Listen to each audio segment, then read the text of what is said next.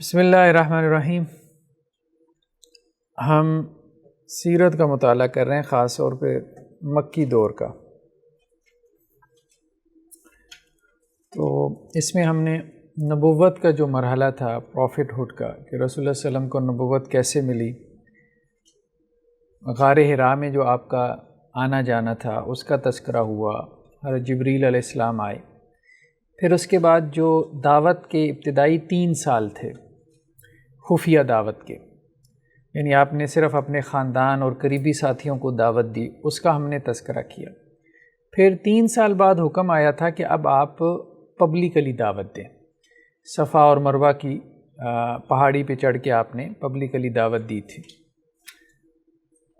اس کے بعد سے پھر اب ایک مرحلہ شروع ہوا پرسیکیوشن کا، تشدد کا، یعنی اس سے پہلے بھی ان کو بھنگ پڑ گئی تھی قریش کو کہ جی محمد صلی اللہ علیہ وسلم یہ باتیں کر رہے ہیں، لیکن انہیں یہ تھا کہ چلو اپنے دوستوں میں کر رہے ہیں، ہمیں کیا اس سے، وہ ان کا ایک پرسنل میٹر سمجھ رہے تھے۔ لیکن جب آپ صلی اللہ علیہ وسلم نے دعوت جو ہے وہ پبلک میں رکھنا شروع کی، عوامی دعوت، تو اب اس سے ان کے کان کھڑے ہو گئے اور انہوں نے اب یہ سمجھا کہ ہمارا دین جو ہے نا وہ ہم سے چھن جائے گا۔ تو اب وہ آپ صلی اللہ علیہ وسلم کے خلاف ہو گئے اور آپ کے جو متبعین تھے یا فالورز تھے مسلمانوں کے خلاف بھی ہو گئے، اور جس کو جو موقع ملا اس نے بدترین قسم کا تشدد کیا۔ چونکہ سلیوری عام تھی، غلامی تھی، تو جن کے غلام مسلمان ہو جاتے تھے ان کے مالک ان پہ تشدد کرتے تھے۔ پھر اگر خاندان میں کوئی نوجوان مسلمان ہو جاتا تھا تو اس کے بڑے چاچا، ماما، تایا، اس کے والدین، وہ اس پہ تشدد کرتے تھے۔ تو یہ ایک مرحلہ جو ہے وہ تشدد کا ہے۔ اس میں رسول اللہ صلی اللہ علیہ وسلم کی ذات کو بھی یعنی اس کا نشانہ بنایا گیا، اذیت کا، تکلیف کا، اور عام مسلمانوں کو بھی۔ بلکہ آپ صلی اللہ علیہ وسلم کی ایک حدیث بھی ہے کہ آپ نے فرمایا کہ سب سے زیادہ جو آزمائشیں اور تکالیف آتی ہیں وہ نبیوں پر آتی ہیں، اور نبیوں میں بھی سب سے زیادہ مجھ پر آئیں۔ خیر قرآن نے بھی اس کا تذکرہ کیا ہے۔ تو آپ صلی اللہ علیہ وسلم کو جس طرح سے انہوں نے تکلیف دی یا اذیت پہنچائی، ان میں سے ایک تو استہزاء ہے، جس کا تذکرہ قرآن میں ہمیں ملتا ہے، یعنی آپ کا مذاق اڑاتے تھے۔ قرآن نے جن الفاظ کو نقل کیا ان میں یہ ہے کہ کبھی آپ کو کاہن کہہ دیتے تھے کہ آپ فارچون ٹیلر ہیں، کبھی آپ کو شاعر کہہ دیتے تھے کہ یہ قرآن پوئٹری ہے، شاعری ہے، محمد صلی اللہ علیہ وسلم شاعر ہیں، اور کبھی آپ کو معاذ اللہ مجنون بھی کہہ دیتے تھے کہ آپ کے اوپر کوئی جن آ گیا ہے اور وہ آپ کی زبان سے گفتگو کرتا ہے۔ تو کہنے کا مقصد یہ ہے کہ خود بھی ایک سٹیٹمنٹ پر نہیں تھے، جو جس کے منہ میں آیا اس نے وہ کہہ دیا، کیونکہ اصل مقصد کیا تھا؟ لوگوں کو دور رکھنا محمد صلی اللہ علیہ وسلم کی دعوت سے۔ دیکھیں ہمیں یہ سیرت پڑھتے ہوئے جو ہے وہ اس کو اپلائی بھی کرنا ہے۔ آج بھی یہ پاسبلٹی ہے کہ اللہ کا کوئی بندہ کھڑا ہو اور وہ صحیح دعوت جو ہے وہ سوسائٹی میں، معاشرے میں پیش کر رہا ہو، ٹھیک ہے، اور آپ دیکھیں کہ اس کے مخالفین کھڑے ہو جائیں گے اور اس کے خلاف جو ہے وہ پروپیگنڈا کریں گے، اور اس کے بارے میں مختلف قسم کے اس کو ٹائٹل دیں گے، ٹیگ لگائیں گے۔ دیکھیں ایک تو یہ ہے کہ سوسائٹی میں اب ظاہری بات ہے لوگ نبی تو نہیں ہیں، غلط سلط لوگ بھی اوپر آ گئے ہیں، ٹھیک ہے، غلط افکار اور نظریات والے، گمراہ افکار اور نظریات والے وہ لوگ بھی اوپر آ گئے ہیں، سوشل میڈیا پہ وہ بھی ہمیں نظر آتے ہیں۔ لیکن ایسا نہیں ہے کہ ساری غلط ہیں ساری غلط ہیں، کچھ لوگ ٹھیک بھی ہوں گے۔ تو اب کچھ لوگ جو ٹھیک ہوتے ہیں، چلے آپ یوں کہیں کہ جی 100 میں سے 10 ٹھیک ہوں گے، اب ان کے بارے میں بھی جو صحیح کام کر رہے ہوتے ہیں ان کے خلاف بھی آپ کو ملتا ہے کہ جی لوگ پروپیگنڈا کرتے ہیں، مطلب جو مختلف طبقوں کے لوگ ہوتے ہیں اور ٹیگنگ کریں گے، ٹھیک ہے، اور تاکہ لوگ ان سے دور رہیں۔ تو یہ سب کچھ اللہ کے رسول صلی اللہ علیہ وسلم کے ساتھ کیا گیا، ٹھیک ہے، کیونکہ معاشرے میں جو ہے بہت ساری چیزوں کی ایکسیپٹنس نہیں ہوتی۔ ہاں پھر ایک ہلکے میں بعض اوقات اس کی ایکسیپٹنس مل جاتی ہے، اس سے باہر نہیں ملتی۔ اچھا، ایک جگہ پہ قرآن نے کہا وَلَقَدْ نَعْلَمُ أَنَّكَ يَضِيقُ صَدْرُكَ بِمَا يَقُولُونَ، سورہ ہجر کی آیت ہے کہ اے نبی صلی اللہ علیہ وسلم ہم جانتے ہیں کہ جو کچھ یہ آپ کے بارے میں کہتے ہیں اس سے آپ کا سینہ تنگ پڑتا ہے۔ ظاہری بات ہے کہ نبی کو تو پتہ ہے میرے پاس فرشتہ آتا ہے، اب آپ اس کو کہہ دیں کہ جی یہ دیوانہ ہے، معاذ اللہ، کبھی اس کو شاعر کہہ دیں، کبھی اس کو کاہنوں کے ساتھ، عامل بابوں کے ساتھ ملا دیں، تو کتنی ذہنی اذیت ہے، کتنی تکلیف دہ بات ہے۔ تو قرآن نے اس پہ تبصرہ کیا، ہمیں معلوم ہے کہ آپ کا سینہ جو ہے وہ گھٹتا ہے ان کی باتوں سے، تنگ پڑتا ہے، بھینچتا ہے، لیکن یہی کہا گیا کہ آپ سجدہ کریں، اللہ کو یاد کریں اور صبر کے ذریعے سے اس چیز کو کیا کریں، رسپانس کریں۔ تو یہ ایک پہلا رسپانس آتا ہے، مطلب جس نے بھی دعوت کا کام کرنا ہے نا، کوئی دین کا کام کرنا ہے، تو وہ کہے کہ جی میری مخالفت نہ ہو تو یہ ممکن نہیں ہے۔ مخالفت تو ظاہری بات ہے انبیاء کی بھی کی گئی، تو اس لیے مخالفت تو ضرور جنریٹ ہوگی، اور ہو سکتا ہے اپنے خاندان سے ہو، اپنے قبیلے سے ہو، اپنے لوگوں سے ہو۔ اس وقت تو قبیلہ ہوتا تھا، تو آپ تو سب سے پہلے جو ہے وہ آپ کہ اپنے مسلک والے آپ کے پیچھے پڑ جاتے ہیں یہاں ساری ایک دوسرے کے پیچھے پڑے ہوتے ہیں، تو وہی آپ کا قبیلہ ہے نا، آپ کا مسلک، آپ کا اسکول آف تھاٹ۔ سب لوگوں کے ساتھ ایسا ہوتا ہے، سب کے ساتھ ایسا ہوتا ہے۔ بس انسان کو خود غور و فکر کرتے رہنا چاہیے، یہ تو نہیں کہ اپنے آپ کو نبی کے سٹیٹس پہ لے جائے کہ نبی کے ساتھ ایسا ہو رہا تھا تو میرے ساتھ بھی ایسا ہو رہا ہے تو میں اپنے آپ کو مطمئن کر لوں۔ یہ دیکھتا رہے کہ میرے اوپر جو تنقید ہو رہی ہے اس میں سے کتنی ٹھیک ہے، تو اس کو لیتا رہے، باقی لوگوں کی مخالفت کی پرواہ نہ کرے۔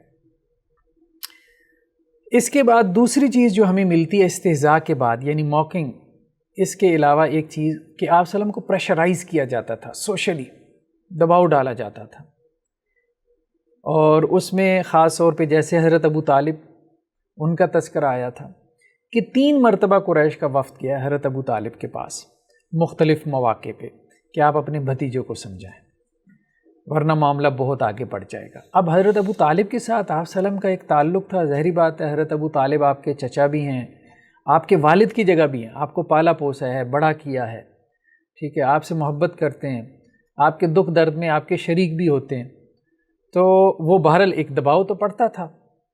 تو یہ 3 مرتبہ آئے حضرت ابو طالب کے پاس۔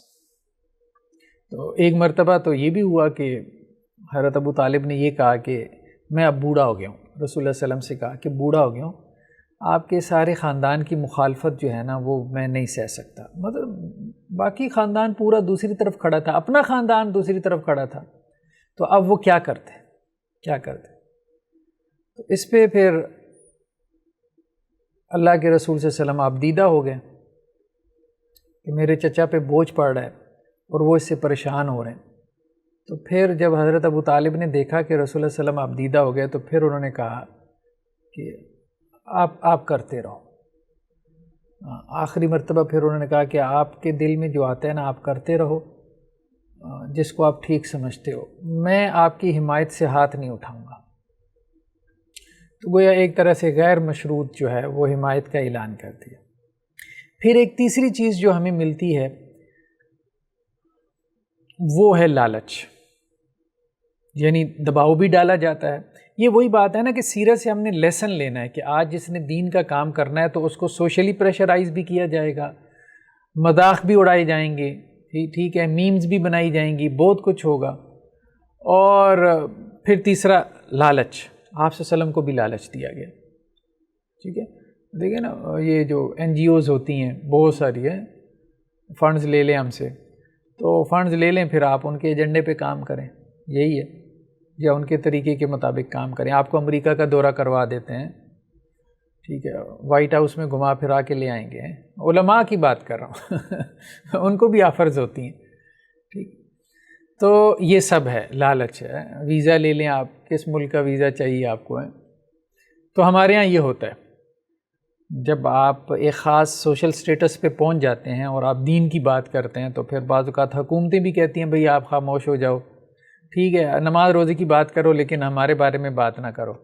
سفارت چاہیے تو آپ کو سعودی عرب کا سفیر لگوا دیتے ہیں، کہیں اور جانا ہے تو وہاں کا لگا دیتے ہیں۔ تو یہ ہوتا ہے یہ سب مراحل ہیں، آپ صلی اللہ علیہ وسلم کو بھی پیش آئے۔ تو ہم نے پڑھا تھا کہ عتبہ بن ربیعہ اس نے لالچ دی تھی، وہ آیا تھا نا، 3 چیزیں پیش کی تھیں۔ قریش جو ہے وہ حرم میں بیٹھے تھے تو آپس میں گفتگو کرنے لگے کہ محمد صلی اللہ علیہ وسلم کا معاملہ بڑھتا جا رہا ہے تو ان کو روکیں۔ ہم نے مطلب ہر طرح سے دیکھ لیا، تو اب انہوں نے کہا یار ایسا کرتے ہیں کچھ پیش کرتے ہیں ان کے اوپر۔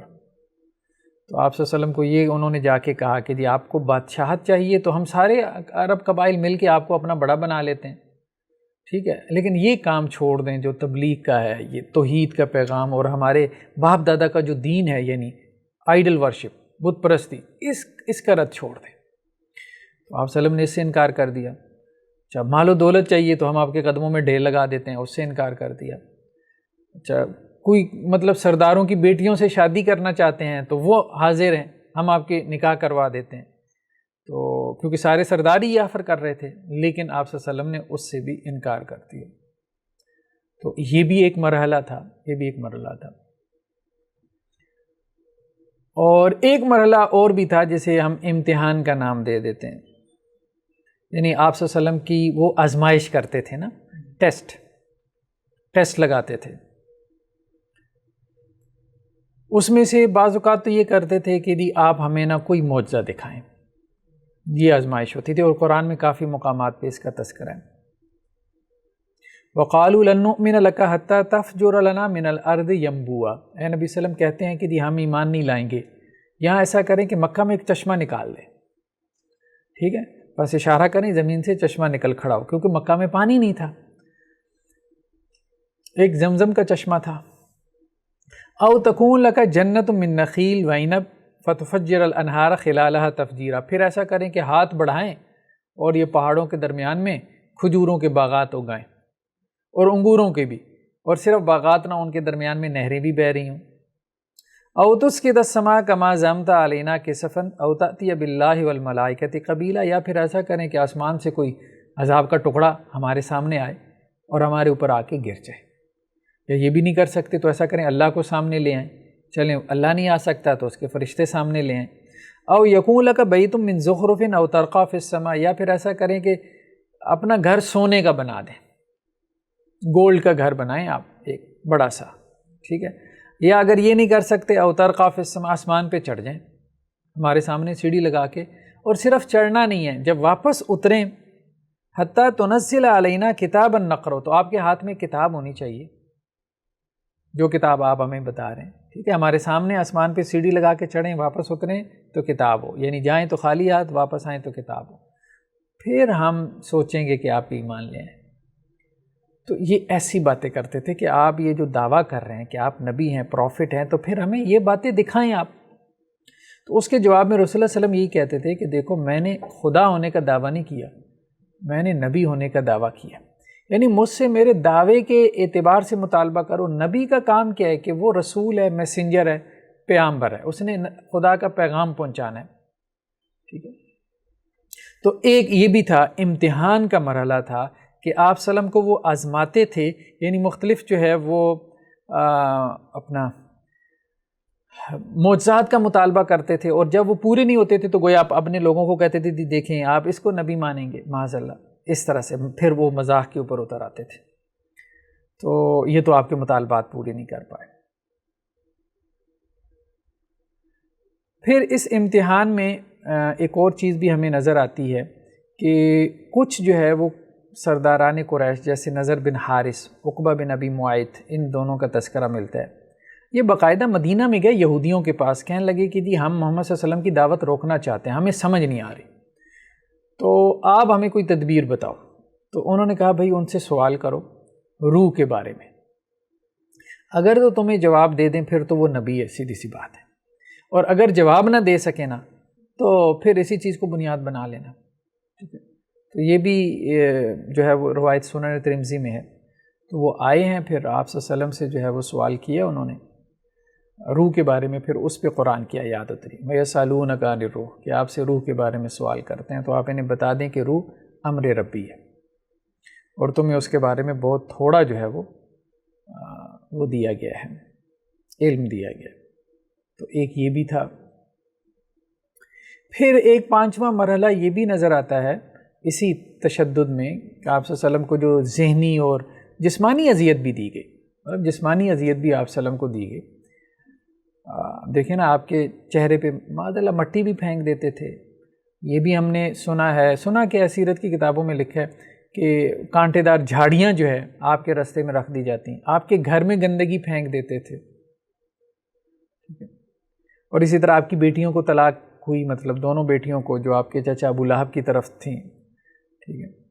اسی طرح اور بہت سارے واقعات ملتے ہیں، مطلب بکری کی، کبھی اونٹ کی جو جھلی ہوتی تھی، وہ مطلب وہ جیسے ہم کہتے ہیں اسٹامک، جو اس کا وہ پھینک دیتے ہیں نا، تو وہ اٹھا کے جو ہے وہ نماز کی حالت میں جب آپ سجدے میں ہوتے تھے تو آپ کے اوپر رکھ دی جاتی تھی. تو آپ جواب میں یہی کہتے تھے کہ بنو عبد مناف، مطلب یہ کیسی جو ہے وہ نیبرہڈ ہے، مطلب یہ کیسا پڑوس پن ہے. تو پڑوسی تو کوئی اپنے پڑوسی کے ساتھ ایسے نہیں کرتا ہے.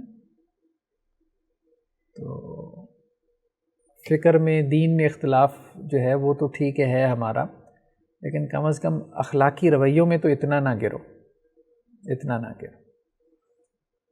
تو بہت سی آیات بھی پھر نازل ہوتی رہیں، خاص طور پہ جو ایسے آپ کہہ لیں کہ جی بدبخت لوگ تھے جو اذیت میں آگے تھے، تو ان کے بارے میں پھر آیات بھی نازل ہوتی تھیں. جیسے ویل لکل ہمزۃ لمزہ، یہ کہا جاتا ہے جی امیہ بن خلف کے بارے میں نازل ہوئی ہے، اشارے کرنے والا، ٹھیک ہے، مطلب اشارے کنایوں سے رسول اللہ صلی اللہ علیہ وسلم پہ طنز کرتے تھے. پھر اخنس بن شریک، یہ بھی ایک مطلب بدبخت انسان تھا، اس کے بارے میں وہ سورہ نون کی آیات نازل ہوئیں.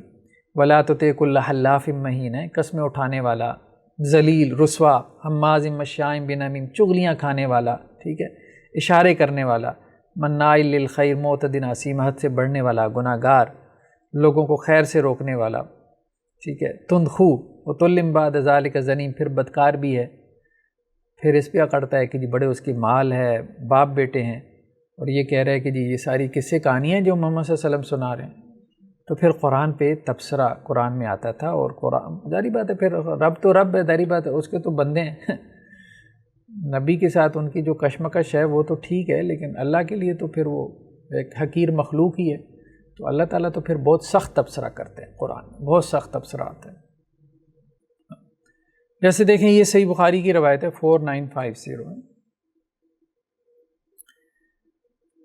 حضرت جندب بن سفیان سے ہے کہ رسول اللہ صلی اللہ علیہ وسلم جو ہے وہ بیمار ہو گئے، 2 یا 3 راتیں نہ اٹھ سکے. تو ایک عورت آئی. یہ عورت کون تھی؟ ابو لہب کی بیوی تھی، ام جمیل اس کا نام تھا. اسی کے بارے میں پھر وہ تبت یدا جو ہے وہ نازل ہوئی نا.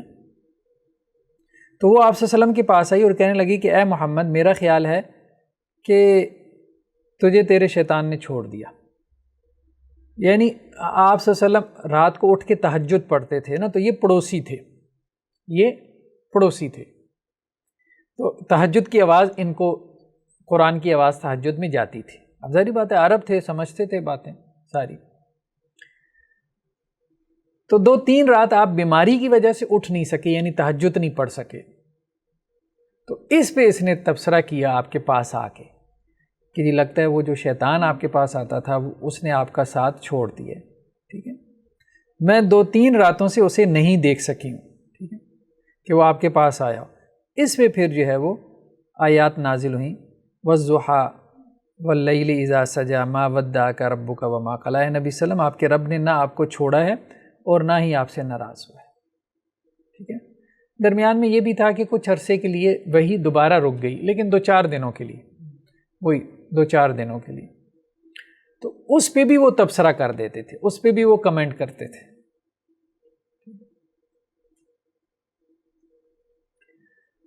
پھر اسی طرح ہمیں جو ہے خیر یہ تو وہ روایت آئی ہے، سنن ترمذی میں ہے یہ روایت، کہ قریش نے یہود سے کہا کہ ہمیں کوئی ایسا سوال دو جسے ہم اس شخص سے پوچھیں، یعنی محمد صلی اللہ علیہ وسلم سے، اور وہ لاجواب ہو جائیں. مطلب مقصد یہی ہوتا تھا.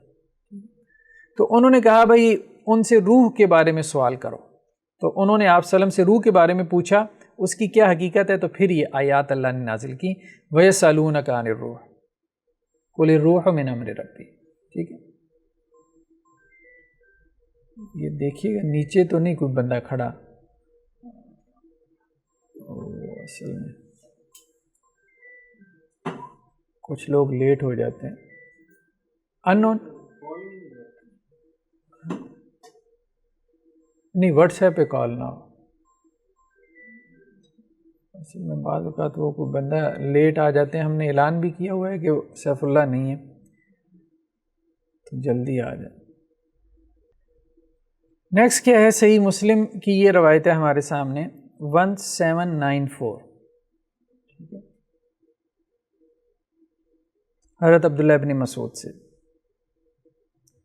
وہ یہ کہتے ہیں کہ جب رسول اللہ صلی اللہ علیہ وسلم ایک مرتبہ سجدے میں تھے اور آپ کے گرد قریش کے لوگ بیٹھے ہوئے تھے کہ عقبہ بن ابی معیط ایک ذبح کی ہوئی اونٹنی کی بچے والی جھلی لے کر آیا اور اس کو رسول اللہ صلی اللہ علیہ وسلم کی پشت پر پھینک دیا، یعنی سجدے کی حالت میں، اور آپ صلی اللہ علیہ وسلم سجدے سے مطلب آپ نے سر نہ اٹھایا، ٹھیک ہے۔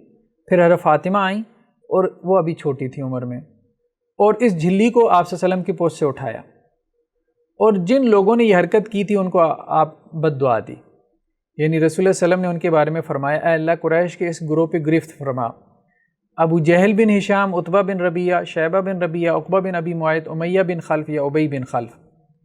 پھر حضرت عبداللہ بن مسعود کہتے ہیں کہ میں نے ان کو دیکھا وہ جنگ بدر کے دن قتل کیے گئے اور ان کو کنویں میں ڈال دیا گیا، سوائے امیہ بن خلف یا ابی بن خلف کے کہ جس کے جوڑ کٹ چکے تھے، مطلب اس کی تو حالت یہ تھی کہ اسے کنویں میں بھی نہیں ڈالا جا سکتا تھا، یہ اس کی صورتحال تھی۔ تو خیر بہر وہ لوگ اپنے انجام کو بھی پہنچ گئے، لیکن ہمارے لیے سیرت میں جو سبق ہے، جو لیسن ہے ہمارے لیے، وہ یہی ہے کہ اگر آپ نے دین کا کام کرنا ہے یا دین کو آپ نے پریکٹس کرنا ہے تو مخالفت تو آئے گی، آزمائش آئے گی، اور اس میں صبر کے ساتھ چلنا، صبر کے ساتھ۔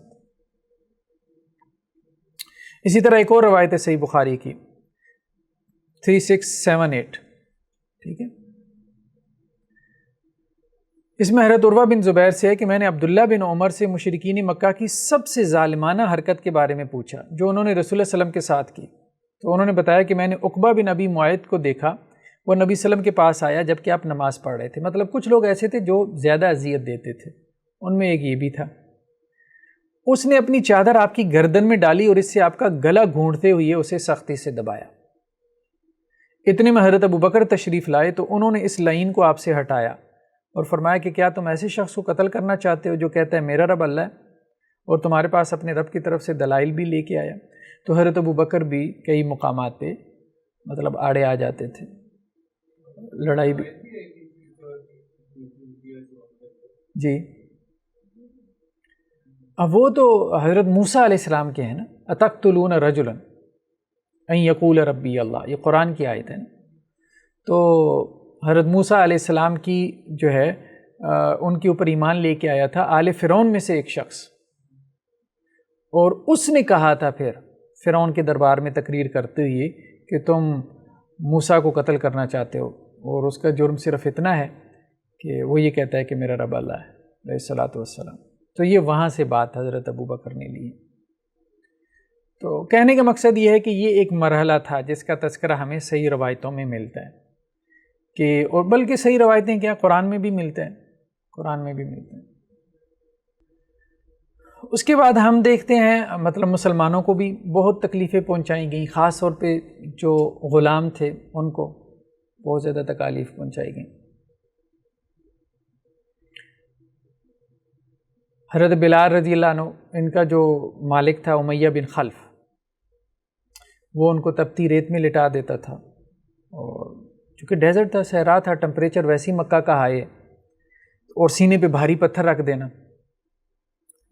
لیکن ان کی زبان سے پھر بھی جو ہے وہ احد احد نکلتا تھا۔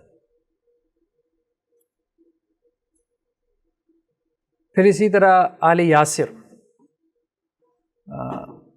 ان کے بارے میں جو ہے وہ بعض روایتوں میں ملتا ہے کہ آپ صلی اللہ علیہ وسلم جب دیکھتے تھے کہ ان کو اذیتیں دی جا رہی ہیں تو آپ یہ کہتے تھے کہ آل یاسر کو جنت کی خوشخبری ہو۔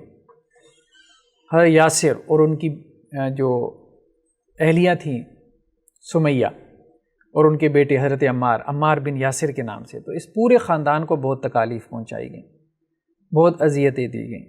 تو آل یاسر کا ہمیں تذکرہ ملتا ہے، ٹھیک ہے، بلکہ یہاں تک بھی کہ لوہا گرم کر کے حضرت عمار رضی اللہ عنہ کو داغا جاتا تھا۔ روایتوں میں یہ بھی ملتا ہے کہ ایک مرتبہ مشرکین نے جو ہے وہ حضرت عمار سے کہا کہ ہم آپ کو اس وقت چھوڑیں گے جب آپ لات اور عزیٰ کو محمد صلی اللہ علیہ وسلم کے دین سے بہتر قرار دیں۔ تو اب ان کو جتنی تکلیف اور اذیت وہ دے رہے تھے تو انہوں نے کہہ دیا. پھر اس پہ قرآن کی آیات نازل ہوئی. بعد میں وہ پریشان بھی ہو گئے تو اس پہ پھر قرآن کی آیات وہ نازل ہوئی جس میں یہ تھا کہ اگر کسی کو مجبور کیا جائے کلمہ کفر کہنے پہ لیکن اس کا دل جو ہے وہ ایمان پہ مطمئن ہو تو اس پہ کوئی گناہ نہیں. اگر مجبور کر دیا جائے مطلب تکلیف اذیتیں دی جا رہی. پھر حضرت خباب کا تذکرہ آتا ہے. حضرت خباب کا ان کے سر پہ جو ہے وہ لوہا گرم کر کے سر کو داغا جاتا تھا. ایک مرتبہ جو ہے وہ کوئلوں پہ لٹایا گیا اور یہ خود کہتے ہیں کہ میری چربی پگھلی ہے اور اس سے کوئلے بجھے. بلکہ حضرت عمر نے ایک مرتبہ انہیں کہا تو انہوں نے اپنی کمر بھی دکھائی تو وہ بری طرح مخدوش تھی کہ اوائل اسلام میں کیا کیا تکالیف انہوں نے اٹھائی ہیں. ان کا تذکرہ کرتی. انہوں نے آ کے حضرت خباب نے جو ہے وہ رسول اللہ صلی اللہ علیہ وسلم سے شکایت کی تھی کہ اللہ کے رسول بہت زیادہ تکالیف آ چکی ہیں, اب اللہ سے جو ہے وہ مدد کی دعا کریں. متى نصر اللہ, اللہ کی مدد کب آئے گی. حضرت مصعب بن عمیر کا تذکرہ ملتا ہے. ٹھیک ہے, ان کی والدہ نے بھوک ہڑتال کر دی. وہی مطلب ایک ایموشنلی جسے کہتے ہیں کہ جی پھر انہیں زبردستی کھانا کھلایا جاتا تھا. بہت لاغر ہو گئی تھیں, وہ مرنے کے قریب پہنچ گئی تھی لیکن انہوں نے اسلام نہیں چھوڑا, ظاہری بات ہے. پھر ان کو قید و بند کی صعوبتیں بھی مطلب قید بھی کر دیتے تھے. ویران گھر ہوتے تھے کھنڈر جن کے چھت وت نہیں ہوتے تھے, گر گئے ہوتے تھے تو وہاں بیڑیوں میں قید کر دیتے تھے, کھانا پہنچاتے رہتے تھے. مطلب اس طرح سے کوئی جیل خانوں کا کانسیپٹ تو نہیں تھا لیکن ویران جگہوں پہ جا کے باندھ آتے تھے اور اپنے کسی غلام لونڈی کو کہہ دیتے تھے, ڈیوٹی لگا دیتے تھے کہ ان کو کھانا پہنچاتے رہیں. حضرت صہیب رومی جو روم سے آئے تھے, ٹھیک ہے, تو یہ تاجر پیشہ تھے, کافی مالدار تھے. تو ان کے بارے میں بھی آتا ہے کہ جب یہ نکلے ہیں ہجرت کے لیے نکلے ہیں تو قریش کے کچھ نوجوانوں نے ان کا پیچھا کیا. تو ان کے پاس جو ہے وہ تیر تھے, تیر اور کمان. تو انہوں نے کہا بھائی دیکھو بات یہ ہے, لڑائی کرنی ہے تو یہ سارے تیر میں نے خالی کر دینے, دوسری صورت یہ ہے کہ میری جان چھوڑ دو تو یہ جو مال میرے پاس ہے تو وہ میں پھینک جاتا ہوں, وہ تم اٹھا لو, اس پہ مطمئن ہو جاؤ. تو انہوں نے کہا ٹھیک ہے, مطلب انہیں بھی سمجھ میں آ گئی, بات سمجھ میں آ گئی. تو انہوں نے اپنا مال جو ہے وہ دے کے اپنی جان چھڑائی. پھر انہی کے بارے میں جو ہے نا وہ روایتوں میں آتا ہے نا کہ بلکہ قرآن میں بھی ایک مقام پہ ہے کہ لوگوں میں سے وہ بھی ہے کہ جو مطلب اپنا مال دے کے جو ہے وہ کیا بات ہے, بار بار لوگ آ رہے ہیں, یہ تو مسئلہ خراب ہے. پھر آئندہ میرے خیال میں اعلان کرنا پڑے گا کہ ہم ایک ٹائم سلاٹ رکھ لیں, نہ تو وہ ڈسٹربنس ہوگی. یہ صحیح بخاری کی روایت ہے بلکہ 352307, ٹھیک ہے. حضرت ابن عباس نے یہ بات کہی کہ میں تمہیں حضرت ابو ذر غفاری کے اسلام کی خبر نہ دوں. قبیلے کا نام غفار تھا, غفار سے غفاری. ایک تو غفار ہے نا, غفار بھی ہمارے عام نام ہے, غفار وہ مبالغے کا صیغہ ہے. تو ہم نے عرض کی کیوں نہیں, تو انہوں نے کہا کہ حضرت ابو ذر نے کہا کہ میں قبیلہ غفار کا ایک شخص تھا, ہمیں یہ خبر پہنچی کہ مکہ میں ایک شخص پیدا ہوا جو نبوت کا مدعی ہے. میں نے اپنے بھائی سے کہا تم جا کر ان سے ملاقات کرو اور ان سے گفتگو کر کے مجھے حقیقت حال سے آگاہ کرو. چنانچہ وہ گئے اور انہوں نے آپ صلی اللہ علیہ وسلم سے ملاقات کی. پھر واپس آئے تو میں نے ان سے کہا بتاؤ کیا خبر لائے. انہوں نے کہا اللہ کی قسم میں نے ایک ایسے شخص کو دیکھا ہے جو اچھی بات کا حکم دیتا ہے, برائی سے منع کرتا ہے. پہلے انہوں نے اپنے بھائی کو بھیجا, ٹھیک ہے. اب اس سے ان کا اطمینان نہیں ہوا اس بات سے, تو میں نے کہا کہ اتنی سی خبر سے تو میری تسلی نہیں ہوتی. آخر میں نے ایک سامان کی تھیلی اور ایک لاٹھی اٹھائی اور خود مکہ کی طرف روانہ ہو گیا, لیکن وہاں آپ کو نہ پہچانتا تھا اور یہ بھی مناسب خیال نہ کیا کہ آپ کے متعلق کسی سے دریافت کروں, ٹھیک ہے. لہٰذا میں زمزم کا پانی پیتا اور مسجد میں آیا کرتا تھا۔ ایک دن حضرت علی رضی اللہ عنہ میرے سامنے سے گزرے اور کہنے لگے کہ تم مسافر معلوم ہوتے ہو۔ میں نے کہا ہاں۔ انہوں نے کہا میرے ساتھ گھر چلو، چنانچہ میں ان کے ساتھ ہو لیا۔ نہ تو وہ مجھ سے کوئی بات کرتے اور نہ ہی میں ان سے کچھ بیان کرتا۔ پھر جب صبح ہوئی تو میں کعبہ میں گیا تاکہ میں کسی سے آپ صلی اللہ علیہ وسلم کے متعلق دریافت کروں، لیکن کوئی شخص مجھ سے آپ کے متعلق کچھ سامان بیان نہ کر پاتا۔ پھر اتفاق سے حضرت علی کا میری طرف گزر ہوا تو انہوں نے کہا کہ کیا ابھی تک اس شخص کو اپنا ٹھکانہ نہیں ملا؟ مطلب دوسرے دن بھی یہی ہوا، ٹھیک ہے۔ پھر اس کے بعد جو ہے وہ تیسرے دن بھی یہی کام ہوا، ٹھیک ہے، یعنی 3 دن تک وہ حضرت علی کے پاس رہے۔ پھر حضرت علی ان کو لے کے جو ہے، یہ لمبی چوڑی روایت ہے، رسول اللہ صلی اللہ علیہ وسلم کے پاس گئے اور آپ صلی اللہ علیہ وسلم کے پاس جا کے جو ہے وہ انہوں نے اسلام قبول کیا، ٹھیک ہے، یعنی آپ صلی اللہ علیہ وسلم نے مجھ پہ اسلام پیش کیا تو میں فوراً مسلمان ہو گیا۔ پھر آپ نے مجھے فرمایا اے ابو ذر اپنے اسلام کو چھپاؤ، مطلب یہ اوائل اسلام تھا نا، جو اسلام ظاہر کرتا تھا اس پہ تشدد کرتے تھے، اور یہ تو تھے بھی قریش سے باہر، ٹھیک ہے۔ اور آپ نے کہا کہ اپنے شہر لوٹ جاؤ، جب تمہیں ہمارے غلبے کی خبر پہنچے تو واپس آ جانا۔ میں نے عرض کیا مجھے اس ذات کی قسم جس نے آپ کو حق دے کے بھیجا، میں تو لوگوں میں اسلام کا اظہار پکار کر کروں گا، ٹھیک ہے۔ چنانچہ حضرت ابو ذر بیت اللہ گئے جہاں قریش تھے اور ان سے کہا اے گروہ قریش کے گروہ، میں گواہی دیتا ہوں کہ اللہ کے سوا کوئی معبود برحق نہیں، اور گواہی دیتا ہوں محمد صلی اللہ علیہ وسلم اس کے بندے اور اس کے رسول ہیں۔ یہ سنتی انہوں نے کہا کہ اس بے دین کی خبر لو۔ چنانچہ وہ اٹھے اور مجھے خوب زد و کوب کیا تاکہ میں مر جاؤں۔ اتنے میں حضرت عباس آئے، یعنی آپ صلی اللہ علیہ وسلم کے چچا، وہ ابھی ایمان نہیں لائے تھے۔ انہوں نے مجھے دیکھا تو وہ میرے اوپر گر گئے، یعنی مجھے بچانے کے لیے، اور کافروں کو متوجہ کر کے کہنے لگے تمہاری خرابی ہو، قبیلہ غفار کے ایک آدمی کو مارتے ہو، حالانکہ یہ قبیلہ تمہاری تجارت گاہ اور گزر گاہ ہے، یعنی شام کی طرف اور ادھر یمن کی طرف ان کے قافلے جاتے تھے نا، تو راستے میں جو قبیلے پڑتے تھے تو ان سے تو ان کو ایک ڈر ہوتا تھا تجارت رک جائے گی۔ تو وہ کہتے ہیں کہ جی تب وہ لوگ میرے پاس سے ہٹے، لیکن وہ کہتے ہیں دوسرے دن پھر میں صبح کو اٹھا اور وہی بات آ کے میں نے حرم میں کی، اونچی آواز سے کلمہ پڑھا، تو وہ پھر انہوں نے مجھے جو ہے وہ زد و کوب کیا، پھر حضرت عباس نے جو ہے وہ مجھے بچایا۔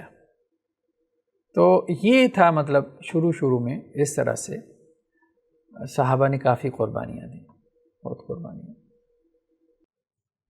اب جب تشدد یا پرسیکیوشن بڑھا ہے وقت کے ساتھ ساتھ، آپ صلی اللہ علیہ وسلم کے ساتھ بھی اذیت اور تکلیف دہ معاملہ جاری رہا، مسلمانوں کے ساتھ بھی، تو اب صحابہ کرام نے آپ صلی اللہ علیہ وسلم کے مشورے سے ہجرت کی۔ تو یہ جو ہجرت ہے جس کی ابھی ہم بات کر رہے ہیں، یہ مدینہ والی نہیں ہے، یہ حبشہ والی ہجرت ہے۔ مدینہ کی ہجرت تو بعد میں ہوئی تھی نا، تو حبشہ میں جو ہجرت ہوئی ہے وہ 2 مرتبہ ہوئی ہے۔ آپ صلی اللہ علیہ وسلم نے کہا کہ دیکھو تم حبشہ کی طرف نکل جاؤ، کیونکہ وہاں کا جو بادشاہ تھا وہ عیسائی تھا، اہل کتاب میں سے تھا، اور وہ عادل تھا، نیک تھا، تو اس لیے امید تھی کہ وہاں کوئی تکلیف نہیں ہوگی مسلمانوں کو۔ یعنی آپ صلی اللہ علیہ وسلم کا یہی پلان تھا کہ اللہ تعالی ہمیں غلبہ دے دے، ہماری تعداد بڑھ جائے تو پھر یہ لوگ واپس آ جائیں جن کو تشدد کا نشانہ بنایا جا رہا ہے، کیونکہ بہت سارے لوگ تو ایسے تھے کہ جو کسی کی پناہ لے لیتے تھے یا جو اپنے سوشل سٹیٹس میں اچھے تھے، تو ان کو ذرا ہاتھ ڈالنا مشکل لگتا تھا ان کو، لیکن ایک میجورٹی ایسی بھی تھی جو مڈل کلاس سے تھی یا لوور کلاس سے تھی، خاص طور پہ غلام جو ہوتے تھے، تو وہاں یہ مسئلہ بنتا تھا۔ تو پہلی جو ہجرت حبشہ ہوئی ہے اس میں حضرت عثمان تھے۔ حضرت عثمان کو بھی تشدد کا نشانہ بنایا جاتا تھا، حالانکہ وہ بنو امیہ سے تھے، اچھی فیملی سے تھے، خود تاجر تھے، مالدار تھے، اور ان کی اہلیہ حضرت رقیہ، انہوں نے بھی ان کے ساتھ ہجرت کی، آپ صلی اللہ علیہ وسلم کی جو بیٹی ہیں۔ پھر حضرت جعفر بن ابی طالب، ٹھیک ہے، وہ بھی، حضرت زبیر بن عوام انہوں نے بھی ہجرت کی، مصعب بن عمیر نے بھی کی، عبد الرحمن بن عوف، یہ عشرہ مبشرہ میں سے ہیں۔ پھر ابو سلمہ اور ام سلمہ جو ام المومنین ہیں، انہوں نے بھی ہجرت کی۔ تو اسمحہ نام تھا جو حبشہ کا بادشاہ تھا، اسمحہ، وہ نیک بادشاہ تھا۔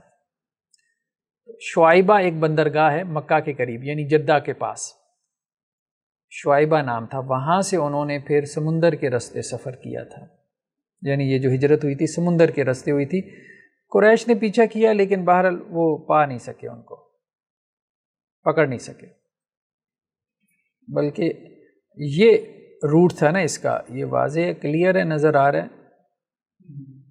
خیر بہرحال وہ اصل میں اس سے زیادہ اس کو وہ پھیلائے نا امیج کو، تو اس کے پکسل وہ پھر پھٹ جاتے ہیں کیونکہ امیج کوالٹی کم ہے نا۔ تو یہ شعیبہ، یہ جگہ تھی شعیبہ کی۔ ایک منٹ میں اس کو پوائنٹر سے کرتا ہوں۔ یہ مکہ ہے، یہ مکہ ہے، تو مکہ کے پاس یہ ادھر یہ جدہ ہے، تو یہ نیچے یہ شعیبہ کی بندرگاہ ہے، ٹھیک ہے، شعیبہ کی۔ یہ طائف ہے ادھر نیچے، مکہ کے نیچے ادھر طائف ہے یہ، تو یہ شعیبہ کی بندرگاہ، یہاں سے وہ گئے ہیں ادھر سمندر کے راستے ادھر، یہ اکسوم کی سلطنت حبشہ جو ہے، ٹھیک ہے۔ تو یہاں تک قریش نے پیچھا کیا تھا شعیبہ کی بندرگاہ تک، لیکن وہ لوگ جو ہے وہ نکل چکے تھے۔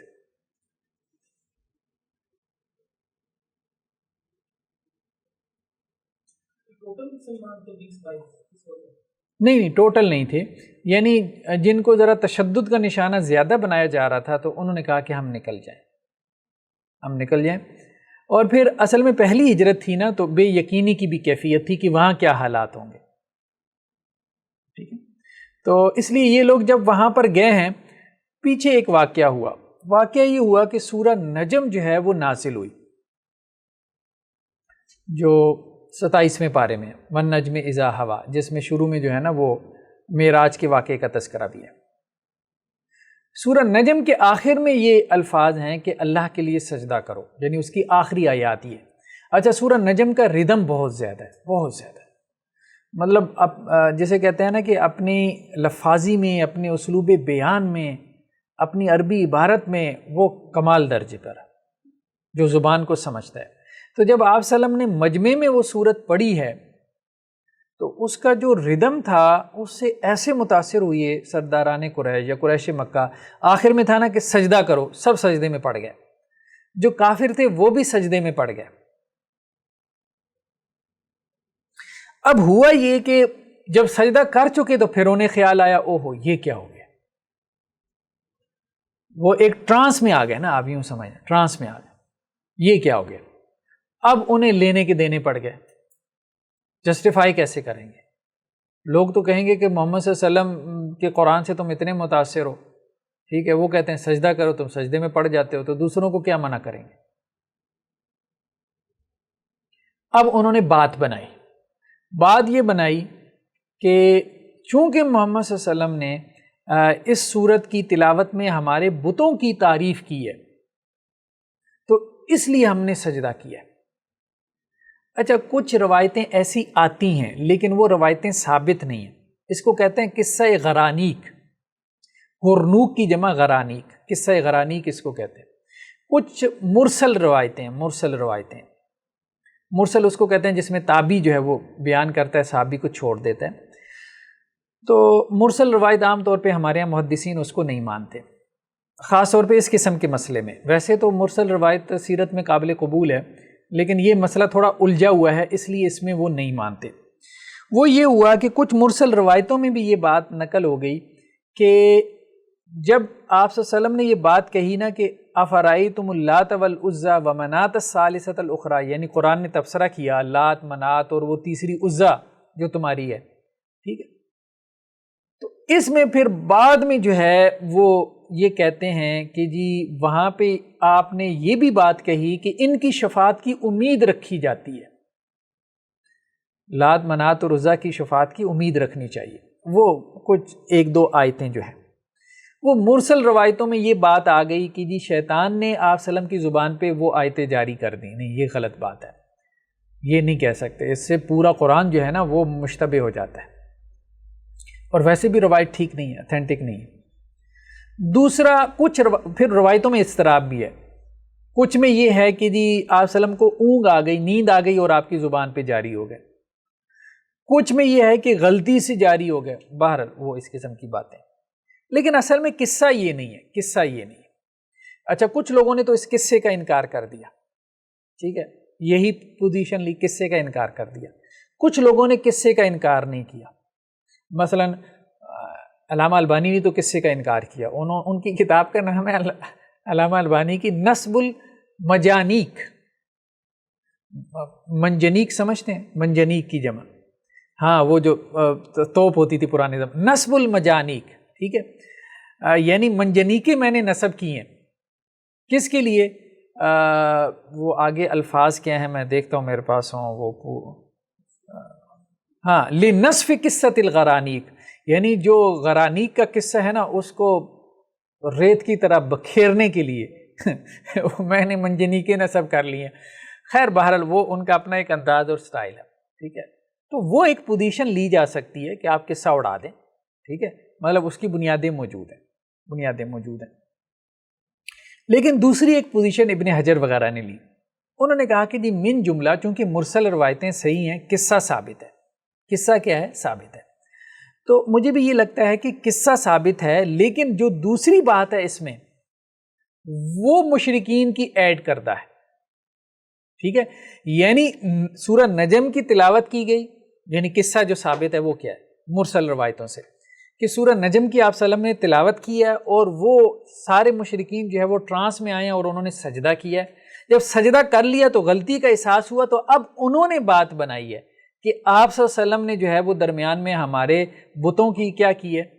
شفاعت کی بات کی، حالانکہ آپ صلی اللہ علیہ وسلم نے نہیں کی. وہ ان کا جھوٹ تھا، وہ جو جھوٹ تھا نا ان کا، وہ جملہ بھی روایتوں کا حصہ بن گیا، ورنہ قصہ ثابت ہے. اچھا اب ہوا کیا کہ یہ سجدہ تو انہوں نے کر لیا، جب سجدہ کر لیا اور اس کے بعد یہ جھوٹی بات بنا لی کہ جی ہمارے معبودوں کا تذکرہ ہوا تھا اس لیے ہم نے سجدہ کیا، اور ہمارے معبودوں کا اچھا تذکرہ ہوا تھا، حالانکہ معبودوں کا تو برا تذکرہ ہوا تھا ان کے سورہ نجم کے اندر. یہ بات اڑتی اڑتی حبشہ میں پہنچ گئی کہ جی مشرکین کے سرداروں نے سجدہ کر لیا. تو وہ بات جب وہاں پہنچی تو یوں بن گئی کہ وہ مسلمان ہو گئے. تو لوگوں نے کہا یار اس سے بڑی خوشخبری کیا ہے، تو وہ لوگ واپس آ گئے. یہ 5 نبوی کی ہی بات ہے، یعنی نبوت کے 5ویں سال، ٹھیک ہے. وہ لوگ جس سال گئے تھے اسی سال پھر وہ واپس آ گئے. جب وہ واپس آئے ہیں تو مکہ کے قریب پہنچے ہیں تو انہیں پتہ چلا کہ نہیں یہ انفارمیشن غلط تھی. تو لیکن اب بہرحال کیا ہو سکتا تھا، بہت لمبا چوڑا سفر تھا جو وہ کر کے آئے تھے. اچھا جو اضافہ کیا گیا ہے نا اس روایت میں، اس میں جو لفظ آتا ہے غرانیق کا، غرانیق جو ہے غرنوق کی جمع ہے. غرنوق جو ہے وہ سفید پرندے کو کہتے ہیں جو پانی پہ پایا جاتا ہے. تو غرانیق کا لفظ انہوں نے اپنے معبودوں کے لیے استعمال کیا، عربی لغت میں استعمال ہی نہیں ہوتا. تو اس لیے یہ بات جھوٹی ہے کہ یہ غرانیق کی آیت جو ہے وہ آپ صلی اللہ علیہ وسلم کی زبان پہ جاری ہوئی تھی کہ ان کے جو غرانیق ہیں ان کی شفاعت ہوگی. غرانیق کا لفظ عرب جانتی ہی نہیں ہے معبودوں کے لیے استعمال ہو، تو وہ بات پکی جھوٹی ہے، وہ جھوٹی ہے، وہ ٹھیک ہے. ہاں اسی قصے کو قصہ غرانیق کہتے ہیں، کیونکہ اس میں غرانیق کا لفظ آیا نا. وہ جو 2 آیتیں بیان کرتے ہیں نا کہ آپ صلی اللہ علیہ وسلم کی زبان پہ جاری ہوئی، تو ان میں غرانیق کا تذکرہ ہے کہ وہ فوراً بعد جب لات منات اور عزا کا تذکرہ ہوا تو اس کے بعد وہ 2 آیتیں ایڈ کرتے ہیں کہ ان کی شفاعت کی امید رکھی جاتی ہے. اور پھر آگے ایک اور آیت اسی طرح کی ہے کہ وہ بڑی جو ہے وہ اونچی معبودیں ہیں، ٹھیک ہے. الغرانیق العلا، مطلب بلند و بالا یہ تینوں معبود ہیں اور ان کی جو شفاعت ہے اس کی بڑی امید رکھی جاتی ہے. یہ 2 آیتیں تھیں اس مفہوم کی. وَإِنَّ لَشَفَاعَتَهُنَّ لَتُرْتَجَىٰ، اس طرح سے ہے. لیکن وہ جھوٹی آیتیں، وہ آپ صلی اللہ علیہ وسلم کی زبان سے جاری نہیں. ہاں قصہ ثابت ہے، وہ بعد میں انہوں نے جسٹیفائی کیا ہے قریش نے. یہ بات ٹھیک ہے کہ جی آپ صلی اللہ علیہ وسلم کی زبان سے یہ نکلا، آپ صلی اللہ علیہ وسلم کی زبان سے نہیں نکلا، وہ شیطان نے ان کے کانوں میں ڈال دیا، تو وہ ایک علیحدہ بات ہے.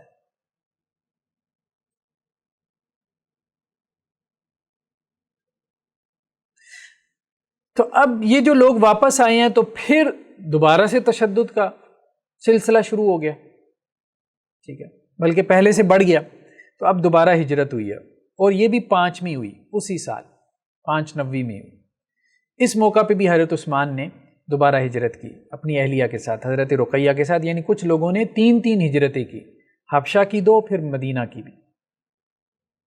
اس موقع پہ آپ صلی اللہ علیہ وسلم نے نجاشی کے نام خط بھی لکھا تھا۔ اب 82 مرد تھے اور 19 عورتیں تھیں جنہوں نے ہجرت کی، ان میں وہی لوگ تھے زبیر بن عوام، مصعب بن عمیر، ٹھیک ہے، عبد الرحمن بن عوف، جعفر بن ابی طالب، عبداللہ بن مسعود بھی تھے، ابو موسیٰ اشعری بھی تھے، ابو عبیدہ بن جراح بھی تھے۔ تو اب جب یہ دوسری مرتبہ ہجرت کر کے وہاں پہنچے حبشہ میں، تو قریش نے اب پیچھے وفد بھیجا، یہ معروف ملتا ہے ہمیں، معروف ہے روایتوں میں۔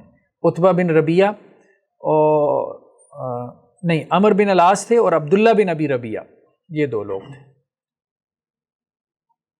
یہ پھر پیچھے حبشہ پہنچے ہیں تحائف وغیرہ لے کے۔ تو نجاشی نے جو ہے وہ مہاجرین کو طلب کیا، تو حضرت جعفر بن ابی طالب یہ قافلے کے امیر تھے، تو انہوں نے اس وقت پھر تقریر کی اور سورہ مریم کی شروع کی آیات پڑھی، بلکہ روایتوں میں یہ بھی ملتا ہے کہ نجاشی جو ہے وہ اس کی داڑھی تر ہو گئی، آنسوؤں سے داڑھی تر ہو گئی۔ سورہ مریم کی آیات میں حضرت مریم کا، حضرت عیسیٰ کا، حضرت زکریا کا، حضرت یحییٰ کا تذکرہ ہے۔ اب ان لوگوں کی ظاہری بات ہے عیسائیوں کی ایک وہ وابستگی تو ہے، پھر جو ہے وہ نجاشی نے کہا کہ آپ جاؤ، آپ میرے ملک میں امن سے رہو۔ تو یہ جو دونوں تھے حضرت عمر بن العاص اور اسی طرح عبداللہ بن ابی ربیعہ، تو انہوں نے سوچا کہ ہم کل پھر دوبارہ جاتے ہیں اور اب ایک چال چلتے ہیں۔ بعد میں تو عمر بن العاص رضی اللہ عنہ وہ تو مسلمان بھی ہو گئے۔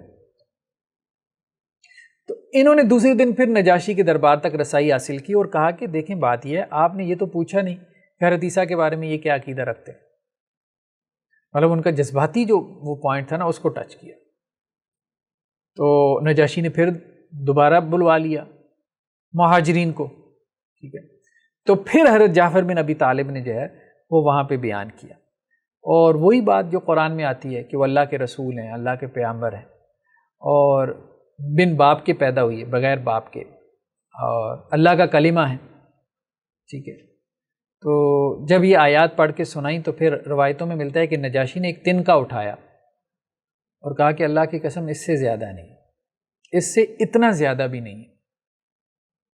حالانکہ اس کے سارے درباری اس کے خلاف ہو گئے، کیونکہ وہ تو اللہ کا بیٹا بنائے ہوئے تھے لیکن وہ خود صحیح عقیدے پر تھا، وہ خود صحیح عقیدے پر تھا۔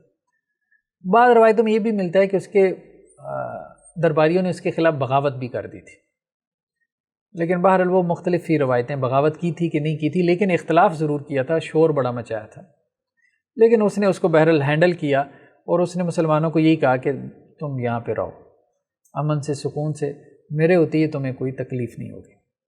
یہ بھی روایتوں میں ملتا ہے کہ آپ صلی اللہ علیہ وسلم نے نجاشی کا جنازہ پڑھا تھا، یہ صحیح بخاری میں بھی ہے۔ اب اس میں اختلاف ہو گیا یہ وہی تھا یا یہ کوئی اور تھا، اس میں بہرحال اختلاف ہے جی، ہاں اسی میں اختلاف ہے، اسی میں اختلاف ہے، یہی وجہ تھی۔ تو خیر بہرحال ہاں وہاں جو ہے کچھ لوگ وہاں پہ حبشہ میں ہی فوت ہو گئے، پھر کوئی روایتوں میں ملتا ہے کہ جی 10 کے قریب لوگ ہوں گے جو حبشہ میں ہی مسلمان فوت ہوئے۔ ایک صاحب جو تھے عبداللہ بن جہش، یہ مرتد ہو گئے، عیسائی ہو گئے، کیونکہ وہاں عیسائیت تھی تو عیسائی ہو گئے۔ یہ حضرت زینب جو ہے ان کے وہ شوہر تھے، نہیں سوری، یہ ام حبیبہ کے، حضرت ام حبیبہ کے شوہر تھے جو ابو سفیان کی بیٹی تھی۔ تو ان کا نکاح ٹوٹ گیا، پھر آپ صلی اللہ علیہ وسلم نے جو ہے وہ نکاح کر لیا ام حبیبہ سے، اور نجاشی نے حق مہر دیا تھا۔ باقی جو لوگ رہ گئے تھے پھر انہوں نے مدینہ ہجرت کی بدر کے بعد، یعنی بدر میں جب مسلمانوں کو فتح ہو گئی تو اس کے ساتھ لوگوں نے ہجرت کی۔ کچھ لوگ پھر بھی رہ گئے تھے، وہ پھر خیبر فتح ہونے کے بعد گئے، مدینہ میں گئے۔ تو اس طرح سے جو ہے وہ وقتاً فوقتاً لوگ پھر واپس وہاں جاتے رہے۔ دوبارہ مسلمان ہوئے تھے؟ نہیں، یہ مرتد ہو گئے تھے اور اسی ارتداد میں ہی مر گئے، یہ حضرت اسی میں مر گئے۔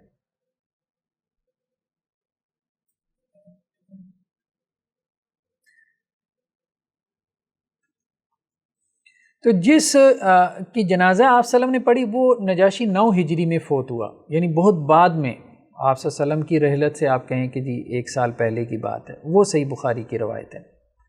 تو اس لیے یہ ڈیبیٹ پیدا ہو گئی کہ جس کو خط لکھا تھا وہ یہی تھا کہ نہیں تھا، یہ بھی ڈیبیٹ ہے، کیونکہ خط بھی تقریباً کوئی 6 میں لکھا ہے غالباً، وہ آگے بات آ رہی ہے، اس پہ انشاءاللہ آگے چل کے گفتگو کرتے ہیں۔ لیکن یہ وہی روٹ تھا ہجرت کا، یہ جو ہم نے پہلے دیکھ لیا۔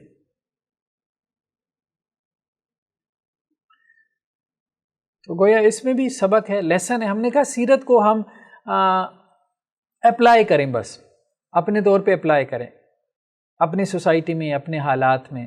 کہیں اگر آپ کو لگتا ہے کہ بھائی رہنا مشکل ہو گیا، دین پہ قائم رہنا مشکل ہو گیا، تو ہجرت کر جاؤ، ٹھیک ہے۔ خاص طور پہ یورپین کنٹریز میں ہم بات کر رہے ہیں، ہم یہ نہیں کہہ رہے پاکستان سے کہاں جائے گا، ہم ان لوگوں کی بات کر رہے ہیں جو یورپ امریکہ میں ہیں۔ تو اب صحیح بات ہے، کچھ لوگ پریشانی سے کہتے ہیں، ہمیں نہیں لگتا کہ ہماری یہ والی نسل، اس کو تو ہم نے مسلمان بنا رکھا ہے، لیکن اس کے بعد والی ہمیں نہیں پتہ، بہت ڈاؤٹ میں، اور 2-3 نسلوں بعد جو ہے وہ نہیں، مسلمان نہیں رہتے، وہ آہستہ آہستہ گریجولی چینج آتی ہے نا، گریجولی چینج آتی ہے۔ تو اس لیے کچھ سمجھدار لوگ واپس آ بھی جاتے ہیں، بہت سارے لوگوں کو میں جانتا ہوں وہ واپس آ جاتے ہیں، 15-20 سال وہاں رہے، اب واپس آ گئے، یار بچوں کی وجہ سے آ گئے۔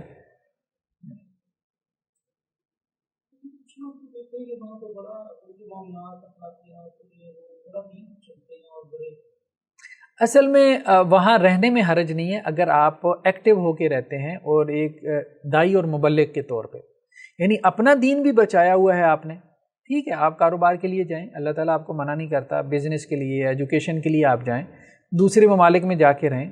اب صرف میرے خیال میں برطانیہ میں مسلمان جو ہے وہ 1 ملین پلس ہیں، اب ظاہری بات ہے سب تو واپس آنے سے رہے اتنی بڑے پیمانے پہ مائیگریشن تو ہو نہیں سکتی نا، تو ان لوگوں کو بھی دین کی ضرورت ہے، تو اسلامک سینٹرز ہونے چاہیے، مسجدیں ہونی چاہیے، دعوت اور تبلیغ کا کام ہونا چاہیے، تاکہ وہ لوگ اپنا ایمان بچا کے دنیا سے جائیں۔ تو ضرورت ہے ایسے لوگوں کی جو وہاں ایکٹیولی پارٹیسپیٹ کریں، اور وہاں جا کے داعی اور مبلغ کے طور پہ اپنا بھی ایمان بچائیں، دوسروں کا بھی۔ لیکن ہوتا کیا ہے کہ لوگ محض کاروبار کے لیے جاتے ہیں، چند روپے کمانے کے لیے جاتے ہیں۔ جب وہاں جاتے ہیں تو اب وہاں کی جو ویلیوز ہیں، اقدار ہیں، وہاں کا کلچر ہے، اس میں گھل مل، یہ عام شکایات ہیں جو خواتین کر رہی ہوتی ہیں کہ جی ہمارے مرد جو ہے ڈرنک کرتے ہیں۔ اب ظاہری بات ہے وہاں جب پیپسی کی طرح آپ کو شراب ملے گی تو وہ کیسے نہیں کرے گا، ٹھیک ہے۔ تو کچھ چیزیں ایسی ہیں نا جو ہمارے ہاں ہمارے کلچر میں اب یہ نعمت ہے، مطلب شراب مل جاتی ہوگی لیکن اتنی آسانی سے نہیں ملے گی۔ مطلب ہمارا کوئی بچہ زیادہ سے زیادہ بگڑے گا، کیا کرے گا؟ سگریٹ پی لے گا، سگریٹ کے بعد کیا پی لے گا؟ وہ آج کل شیشہ ویشہ آتا ہے وہ پی لے گا، ٹھیک ہے۔ شراب تو کوئی انتہا پہ پہنچے گا، کوئی خاص قسم کی کلاس جو ہے وہ جوائن کرے گا تو پھر جا کے پیے گا نا، لیکن وہاں وہ شروع ہی شراب سے کرے گا اور لڑکی سے کرے گا، تو وہاں اپرچونٹیز جو ہے وہ برائی کی بہت زیادہ ہیں، مواقع بہت زیادہ ہیں، اوپن ہے، ٹھیک ہے۔ LGBT اب ہمارے ہاں ٹھیک ہے نام کی حد تک ہے، لیکن وہاں تو باقاعدہ اسکولوں میں یہ چیزیں پڑھائی جاتی ہیں، باقاعدہ لوگ بتاتے ہیں، ہمارے بچوں کو باقاعدہ پڑھاتے ہیں اسکولوں میں یہ چیزیں کہ یہ آپ کا رائٹ ہے، یہ آپ کا حق ہے، اور سیف سیکس کس طرح سے کیا جا سکتا ہے، فلاں ڈمکان، یہ وہ بچے جو ابھی مطلب بالغ ہونے کے قریب ہیں، یہ صورتحال ہے۔ اب ایسے میں آپ بچوں کو کیا بچائیں گے؟ مطلب ہمارے ہاں یہ سب کچھ نہیں ہو رہا، پھر بھی بچوں کی تربیت بڑی مشکل ہو جاتی ہے، یار بگڑی جا رہے ہیں جہاں سب کچھ گند دنیا، جہاں کا آپ ان کو پڑھا رہے ہو ایجوکیشن کے نام پہ، اور باہر کا ماحول سارا ایسا ہو، وہاں کیسے آپ بچوں کو بچا پائیں گے؟ بڑی محنت کی ضرورت ہے۔ ہم یہ کہہ رہے ہیں کہ اگر کوئی بچا پاتا ہے تو بہت اچھا ہے، اس کو وہاں رکنا چاہیے کہ دوسروں کا بھی ایمان بچائے، وہ تو اچھا کام کر رہا ہے۔ لیکن جو ہے نا وہ بالکل پیسے وہ کی زندگی گزار رہا ہے، وہ نہیں، پھر وہ اپنی اگلی نسلوں کا سودا کر رہا ہے۔ اسی طرح امریکہ کی ایک اسٹیٹ میں لاسٹ ویک LGBT کے انہوں نے سلیبس کریکولم میں ڈالا ہے، تو جو لوگ مسلمان اور عیسائی خدا بھی نہیں رکھنے والے ہیں، یہ ذرا دیکھیے گا، یہ بیٹری کا مسئلہ۔ نیکسٹ جو مرحلہ ہے وہ ہم اسے نصرت کا نام دے سکتے ہیں کہ کچھ ایسے صحابہ نے اسلام قبول کر لیا کہ جن کی وجہ سے جو ہے وہ اسلام کو کافی زیادہ سپورٹ ملی. ایک تو ان میں حضرت حمزہ ہیں، آپ صلی اللہ علیہ وسلم کے چچا ہیں رضی اللہ عنہ، اور دوسرے حضرت عمر ہیں رضی اللہ عنہ. تو حضرت حمزہ کا جو قبول اسلام کا واقعہ وہ تو شاید ہم نے ڈسکس کیا تھا کہ ابن جدعان اس کی لونڈی نے خبر دی تھی حضرت حمزہ کو کہ جی ابو جہل جو ہے وہ آپ کے بھتیجے کو تنگ کر رہا ہے. تو وہ ایک قبائلی جو ایک حمیت ہوتی ہے اس میں آ کے انہوں نے جو ہے وہ حرم میں کمان مار کے اس کا سر پھاڑ دیا تھا. تو اس پہ جو ہے چونکہ وہ اچھے شکاری تھے تو اس سے بنو مخزوم جو ابو جہل کا قبیلہ تھا وہ بدلہ لینے کے لیے دوڑے. تو پھر درمیان میں خود ابو جہل نے کہا کہ بھائی بات یہ بدلہ تو تم لے لو گے لیکن جنگ کی آگ بھڑک جائے گی. تو میں نے چونکہ جو ہے وہ اس کے بھتیجے کو برا بھلا کہا تھا، اس کے ساتھ زیادتی کی، تو اس نے بدلہ لیا، تو اب تم آگے نہ بڑھو. یعنی اس کو بات سمجھ میں آ گئی. تو یہ کوئی 6 برس کا واقعہ ہے. حضرت حمزہ نے رضی اللہ عنہ نے اسلام قبول کیا. پھر حضرت عمر کے لیے تو آپ صلی اللہ علیہ وسلم نے دعا بھی فرمائی تھی، وہ تو روایتوں میں ملتا ہے. ایک تو ابو جہل کے لیے تھی اور دوسرا حضرت عمر کے لیے تھی کہ اللہ تعالیٰ ان میں سے کسی ایک کو جو ہے وہ ہدایت دے اور اسلام کو مضبوط کرے. یہ بھی روایتوں میں ملتا ہے کہ حضرت عمر جو ہے وہ آپ صلی اللہ علیہ وسلم کے قتل کرنے کے ارادے سے نکلے تھے. تو راستے میں نعیم بن عبداللہ ملے تھے کہ اپنے گھر کی خبر لو، تمہاری بہن اور بہنوئی اسلام لا چکے ہیں. تو بہن کا نام فاطمہ تھا اور ان کے جو بہنوئی تھے سعید بن زید. تو جو زید بن عمر بن نفیل جن کا تذکرہ گزرا ہے جو حنفاء میں سے تھے ان کے بیٹے تھے. تو جب وہاں گئے تو وہ سورۃ طٰہٰ کی آیات تلاوت کر رہے تھے. پہلے تو ان کو یہ بھی آتا ہے کہ جی مارا وغیرہ ہے، پھر سورۃ طٰہٰ کی آیات انہوں نے پڑھ کے سنائی ہیں. تو پھر دل جو ہے وہ تبدیل ہو گیا. پھر آپ صلی اللہ علیہ وسلم کے پاس آئے تو اسلام قبول کیا. بلکہ کہا بھی گیا، بعض روایتوں میں آتا ہے کہ جی عمر آ رہے ہیں. تو آپ صلی اللہ علیہ وسلم فرمایا کہ آ نہیں رہے، ان کو لایا گیا. بلکہ اس پہ حضرت حمزہ کا تبصرہ بھی ملتا ہے کہ اگر بری نیت سے آ رہے ہیں تو پھر یہاں سے جائیں گے نہیں. تو گویا حضرت حمزہ رضی اللہ عنہ پہلے اسلام لا چکے تھے حضرت عمر سے. وہ اس مجلس میں موجود تھے جس میں حضرت عمر نے اسلام قبول کیا. تو روایتوں میں یہ بھی ملتا ہے کہ اسلام قبول کرنے کے بعد سب سے پہلے حضرت عمر ابو جہل کے گھر گئے، اس کا دروازہ کھٹکھٹایا اور اسے کہا بھائی میں نے اسلام قبول کر لیا. تو اس نے پھر دروازہ بند کر دیا. پھر اس کے بعد انہوں نے بندہ ڈھونڈا کہ جو پورے مکے میں جو ہے نا جسے کہتے ہیں ڈھنڈورچی بن جائے. تو انہوں نے پوچھا بھائی یہاں پہ مکہ میں وہ بندہ کون سا ہے کہ جو بات کو خبر کو آگ کی طرح پھیلاتا ہو. تو انہوں نے بتایا کہ جی فلاں شخص ہے. تو وہ اس کے پاس گیا، اسے کہا کہ میں نے اسلام قبول کر لیا. اس نے پھر وہ پورے مکہ کو بتا دیا. پھر بیت اللہ میں آ کے اعلان کیا، یہاں تک کہ جو وہاں قریش موجود تھے وہ ان کے اوپر ٹوٹ پڑے. تو حضرت عمر پہلوانی کرتے تھے. تو پھر خیر وہ بھی لڑتے رہے، بس ایک دوسرے کو جیسے کہتے ہیں کہ جی مارتے رہے. پھر یہ ہے کہ قریش نے ارادہ کیا تھا، ان کے قتل کا بھی ارادہ کیا تھا. تو آس بن وائل سہمی جو بنو سام سے تھا اس نے ان کو پناہ دی، تو مجمع چھٹ گیا تھا. یہ بھی روایتوں میں ملتا ہے کہ حضرت عمر کے اسلام لانے کے بعد پھر اعلانیہ نماز پڑھنا شروع کی تھی مسلمانوں نے، اس سے پہلے وہ چھپ کے پڑھتے تھے. خیر اس میں روایتیں ہیں کافی، اور تفصیلی تو اس طرح سے نہیں ہیں لیکن یہ ہے کہ ہیں. بات کرتے ہیں کہ یہ ان کا جو واقعہ بیان کیا جاتا ہے یہ ضعیف ہے، اس طرح یہ واقعہ بیان کیا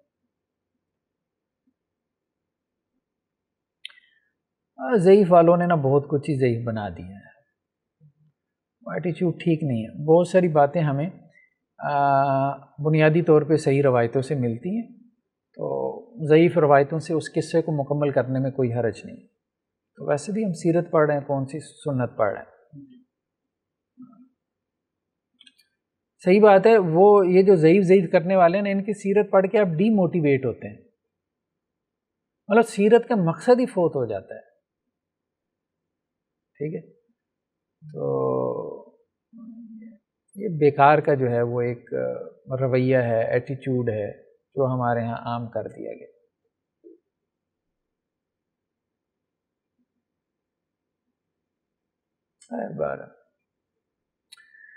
یہ صحیح بخاری کی روایت ہے 3862. تو یہ روایتیں درمیان میں اس لیے دکھا دیتا ہوں کہ بنیاد جو ہے صحیح روایتوں میں موجود ہوتی ہے، بنیاد صحیح روایتوں میں موجود ہوتی ہے، تو وہ بنیاد بتا رہی ہوتی ہے کہ کسی کی حقیقت ہے. تو حضرت سعید بن زید سے ہے کہ وہ کوفہ کی مسجد میں تھے اور کہتے ہیں اللہ کی قسم میں نے اپنے آپ کو اس حالت میں دیکھا کہ حضرت عمر نے اسلام لانے سے قبل مجھے اسلام لانے کی پیدائش میں باندھ رکھا تھا. ٹھیک ہے، یعنی اپنے بہنوئی کو، یہ ان کے بہنوئی ہے نا، تو انہیں اذیت دی. مجموعی طور پہ بات ثابت ہے. لیکن تم لوگوں نے جو بدسلوکی کی ہے حضرت عثمان کے ساتھ، اگر اس کی جگہ اور پہاڑ بھی سرک جائے تو وہ اس لائق ہے. مطلب وہ جو حضرت عثمان کی شہادت ہوئی. ٹھیک ہے، یعنی ہمارے ساتھ جو ہوا سو ہوا، ہمیں جو تکلیفیں اٹھانی پڑی اسلام میں وہ تو ہیں ہی ہیں، لیکن تم لوگوں نے جو کیا ہے نا وہ بہت بڑی بات ہے، بہت بڑی.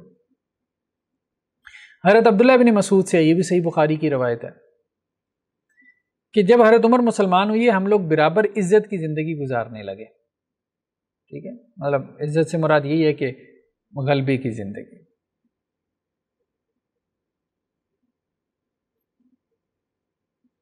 یہ ایک اور روایت میں ہے کہ حضرت عمر جو ہے وہ اپنے گھر میں خوف زدہ تھے.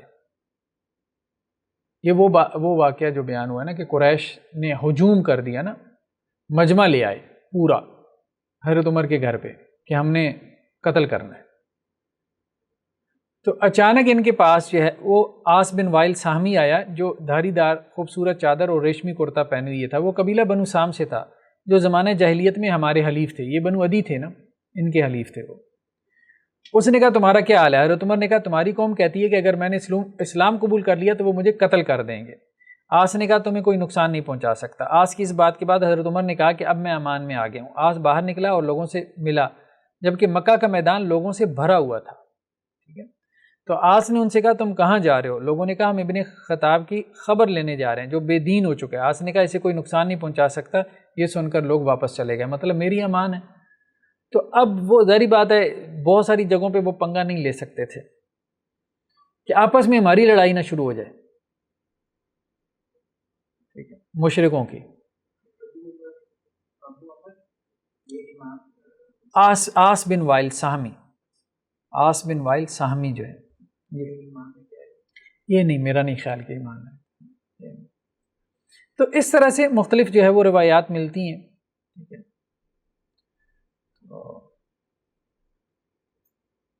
ہم نے تو سنا تھا کہ جب ایمان لائے تھے تو اور وہاں جا کے اعلان کیا نہیں، وہ ہجرت کے موقع پہ ہے، وہ کعبہ میں نماز پڑھنے کے بعد ہجرت کے موقع پہ. اچھا، اس کے بعد جو ہے وہ ہمیں کچھ معجزات کا ظہور بھی ملتا ہے. ایک تو اسلام کی نصرت اس طرح سے ہوئی کہ کچھ لوگوں نے اسلام قبول کیا، اور دوسرا یہ ہے کہ کچھ معجزات کا بھی ظہور ہونا شروع ہوا. ان میں شق کمر کا ایک واقعہ ہے، یا اسی طرح سے اور معجزات جن کا ہمیں تذکرہ ملتا ہے. اراش قبیلے کے ایک شخص کے بارے میں آتا ہے کہ وہ شام سے مکہ میں تجارت کی غرض سے آیا تھا. تو اس نے ابو جہل کو اونٹ بیچے نا، تو ابو جہل نے جو ہے وہ اونٹ خرید کے ان کی قیمت دینے سے ٹال مٹول کی. تو اس نے قریش کی مجلس میں جا کے شکایت کی کہ یہاں کون تجارت کرنے آئے گا، لوگ ہمارے پیسے کھا جاتے ہیں. تو انہوں نے شرارتاً اس کو کہا کہ وہ دیکھو وہ حرم میں محمد صلی اللہ علیہ وسلم بیٹھے ہیں، وہ تمہیں تمہارا حق دلوا دیں گے، ان سے جا کے ابو جہل کی شکایت کرو. تو انہوں نے کہا کہ ہم تو ذرا تماشا دیکھتے ہیں. اس بندے کو بھی نہیں پتہ تھا، وہ سیدھا آپ وسلم کے پاس پہنچ گیا اور آپ کو کہنے لگا کہ جی ابو جہل میرا حق نہیں دے رہا. تو ساتھ میں قریش نے کہا کہ جی اپنا ایک بندہ ساتھ لگا دیا کہ ذرا جا کے ہمیں بتانا کہ ہوا کیا ہے. تو آپ صلی اللہ علیہ وسلم وہاں سے اس کو لے کے اٹھے اور ابو جہل کے گھر پہنچے. وہ آپ صلی اللہ علیہ وسلم کو دیکھ کے روب میں آ گیا. تو آپ صلی اللہ علیہ وسلم نے کہا کہ اسے اس کی قیمت ادا کرو. وہ فوراً اندر گیا اور اس نے قیمت ادا کر دی. وہ جو بندہ جو قریش نے بھیجا تھا وہ بھی حیران کہ یہ ہو کیا رہا ہے. تو وہ واپس آیا. واپس آ کے اس نے جو ہے وہ ان کو خبر دی. کچھ بھی نہیں ہوا. آپ صلی اللہ علیہ وسلم نے جا کے اس کو کہا کہ اس کی قیمت دو. وہ اندر گیا, چپ چاپ کر کے اس نے سارے پیسے اس کو دے دیے. یہ ہوا. تو وہ بھی بڑے حیران ہوئے. تھوڑی دیر بعد جو ہے وہ ابو جہل بھی آ گیا. تو وہ سب اس کو ملامت کرنے لگے, ایسی میں فن خان بنتے ہو, یہ ہوا ہے. تو وہ کہنے لگا اللہ کی قسم تمہیں نہیں پتا, میرے پیچھے میں نے دیکھا کہ وہ سامنے محمد صلی اللہ علیہ وسلم کے پیچھے ایک بہت بڑا اونٹ کھڑا تھا جس نے اپنے دونوں جبڑے کھولے ہوئے تھے, اور مجھے لگا کہ اگر میں نے یہ کام نہ کیا تو یہ مجھے کھا جائے گا. تو اب وہ کہنے لگے اچھا یہ محمد صلی اللہ علیہ وسلم کا پھر جادو ہے, یہ جادو ہے. اسی طرح ایک اور شخص کے بارے میں ملتا ہے, زبیدی قبیلے کا تھا. وہ حرم میں آیا اور اس نے یہ شکایت کی کہ جی ابو جہل جو ہے نا اس نے مجھ سے 3 اونٹ لیے, اور جو اونٹوں کی قیمت تھی نا وہ اس کی 1/3 قیمت پہ, 1/3 قیمت پہ وہ اونٹ لیے. وہ اس طرح سے کہ اس نے کہا جی اس کا اونٹ کوئی نہیں خریدے گا. مارکیٹ کو ایکسپلائٹ کرتے تھے وہ لوگ, اور میں نے لینے اور کوئی نہیں لے گا, اب کوئی اور خریدے ہی نا. ٹھیک ہے. تو اب اس نے کہا بھائی میں تو اتنی قیمت پہ لوں گا. تو اب وہ بندہ کہے کہ جی میں نے اتنی قیمت پہ دینے نہیں, اور اب مال بھی لے کے آیا, دوبارہ واپس لے کے جائے, یہ سارا کچھ. تو اب وہ اس پہ پریشان. وہ اب آ کے جو ہے وہ حرم میں دعائی دیتا ہے کہ جی دیکھیں ابو جہل تو کہتا ہے کہ 1/3 پہ میں نے لینے ہیں, مجھے دینے ہیں تو دو, ورنہ یہاں کوئی نہیں لے گا.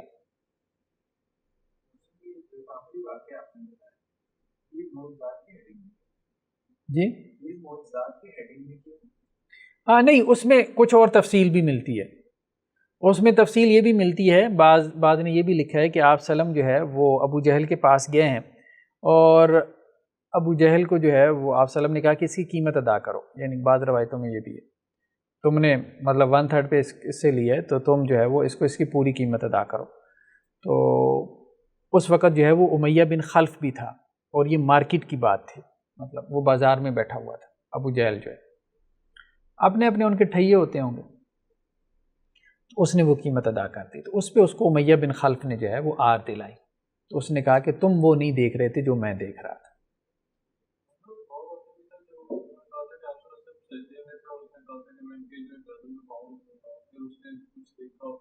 ہاں ایسا ملتا ہے, بہت ساری چیزیں ملتی ہیں. تو یہاں بھی اس نے یہی کہا کہ میں نے کچھ لوگ دیکھے جنہوں نے نیزے اٹھائے ہوئے تھے, اور مجھے یہ لگا کہ محمد صلی اللہ علیہ وسلم کی بات میں نے نہیں مانی تو وہ میرے جسم کے آر پار کر دیں گے وہ نیزے. تو یہ ہوتا تھا کہ وہ روب میں آ جاتے تھے نبی صلی اللہ علیہ وسلم کے کچھ چیزیں دیکھ کے, اور پھر بالکل بھیگی بلی کی طرح جو ہے وہ آپ صلی اللہ علیہ وسلم کے اس حکم پہ عمل کر لیتے تھے. خیر اس طرح سے ہے روایتوں میں. پھر ایک اور صاحب کا ملتا ہے تذکرہ, بنو مطلب میں سے تھے وہ, رکانہ بن عبد یزید. یہ پہلوانی کرتے تھے, بلکہ حدیث رکانہ بڑی معروف ہے, طلاق والی نا. تو یہ قریش کے پہلوان تھے. آپ صلی اللہ علیہ وسلم نے انہیں اسلام کی دعوت دی, انہوں نے انکار کر دیا. آپ صلی اللہ علیہ وسلم نے کہا اچھا اگر میں تمہیں نیچے پچھاڑ دوں, تو وہ ہنسنا شروع ہو گئے. مطلب پہلوانی آپ نے کبھی کی نہیں, آپ کو کیا پتہ پہلوانی کے گور ہو رہی ہے اور وہ یہ ممکن ہی نہیں ہے. تو آپ صلی اللہ علیہ وسلم نے کہا چلو ٹھیک ہے, مطلب ایک شرط لگا لیتے ہیں, اگر میں نے پچھاڑ دیا تو تم اسلام قبول کر لینا, نہ پچھاڑا تو ٹھیک ہے واہ بھلے. تو اس نے کہا ٹھیک ہے آ جائیں پھر. تو آپ صلی اللہ علیہ وسلم نے اس کو نیچے پچھاڑ دیا. تو ایک ہی حلے میں نا, اب ظاہر بات ہے یہ معجزاتی طور پہ تھا, وہ اس کو بات سمجھ ہی نہیں آئی. اس نے کہا نہیں میرے ساتھ تو کچھ ہوا ہے, مطلب یہ ٹھیک نہیں ہوا, مطلب دوبارہ کرتے ہیں. اور یقین ہی نہیں آیا نا کیسے, مطلب وہ پہلوان نہیں کہ داؤ پیچ کچھ بھی نہیں کھیلا, بس ایسے ہی ہاتھ لگایا نیچے گرا دیا.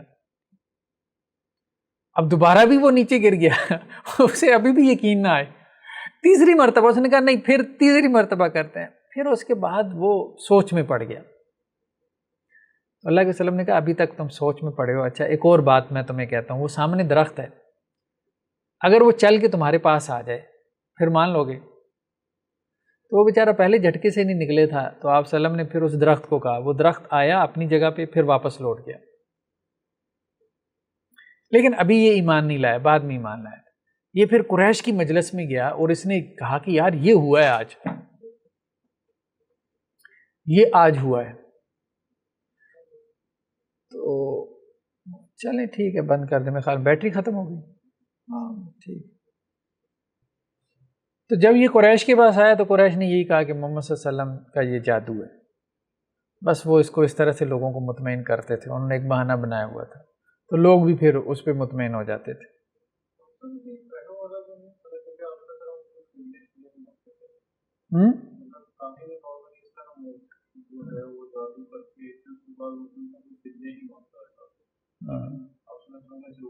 ایسا ہی تھا، ایسا ہی تھا۔ پھر شق قمر کا جو واقعہ یہ خاص طور پہ آپ صلی اللہ علیہ وسلم کے معجزات میں سے بہت بڑا معجزہ ہے۔ روایتوں میں آتا ہے کہ ولید بن مغیرہ، ابو جہل، عاص بن وائل، نضر بن حارث، عاص بن ہشام وغیرہ، یہ جو سرداران قریش میں سے تھے، انہوں نے آپ صلی اللہ علیہ وسلم سے کہا کہ اگر آپ چاند کے 2 ٹکڑے کر دیں نا تو ہم ایمان لے آئیں۔ بعض نے یہ بھی کہا کہ آدھا جو ہے جبل ابی قبیس پہ ہو اور آدھا جو ہے وہ جبل قوائی کیان پہ ہو۔ یہ آپ اگر دیکھیں نا یہاں پہ ایک منٹ، 2 پہاڑ نظر آ رہے ہیں جن کے بیچ میں مکہ ہے، یہ مکہ ہے نا، یہ بیت اللہ ہے، ٹھیک ہے، یہ جبل ابی قبیس ہے، ٹھیک ہے، اور یہ جبل قوائی کیان ہے۔ تو آپ ایسا کریں کہ آدھا حصہ یہاں پر ہو اور آدھا یہاں پر ہو چاند کا، پھر ہم ایمان لے کے آئیں گے۔ چاند اس طرح سے سپلٹ ہو جائے، 2 ٹکڑے ہو جائے، ٹھیک ہے۔ تو مکہ کے ارد گرد پہاڑ ہے نا، تو یہ پہاڑوں کے نام ہیں۔ یہ جبل خندمہ ہے، یہ جبل خندمہ ہے۔ یہ خندمہ جو ہے اس کے اور جبل ابی قبیس کے درمیان کا یہ جو علاقہ ہے نا، یہ شاب ابی طالب ہے، جہاں وہ گھاٹی میں رہے تھے، ٹھیک ہے۔ یہ جبل عمر کہلاتا ہے، یہ جبل احمر ہے۔ تو یہ 2 معروف پہاڑ ہیں مکہ کے، جبل قوائی قیان اور جبل ابی قبیس، دونوں طرف پر ہے۔ مکہ ہے ہی سارا پہاڑی علاقہ۔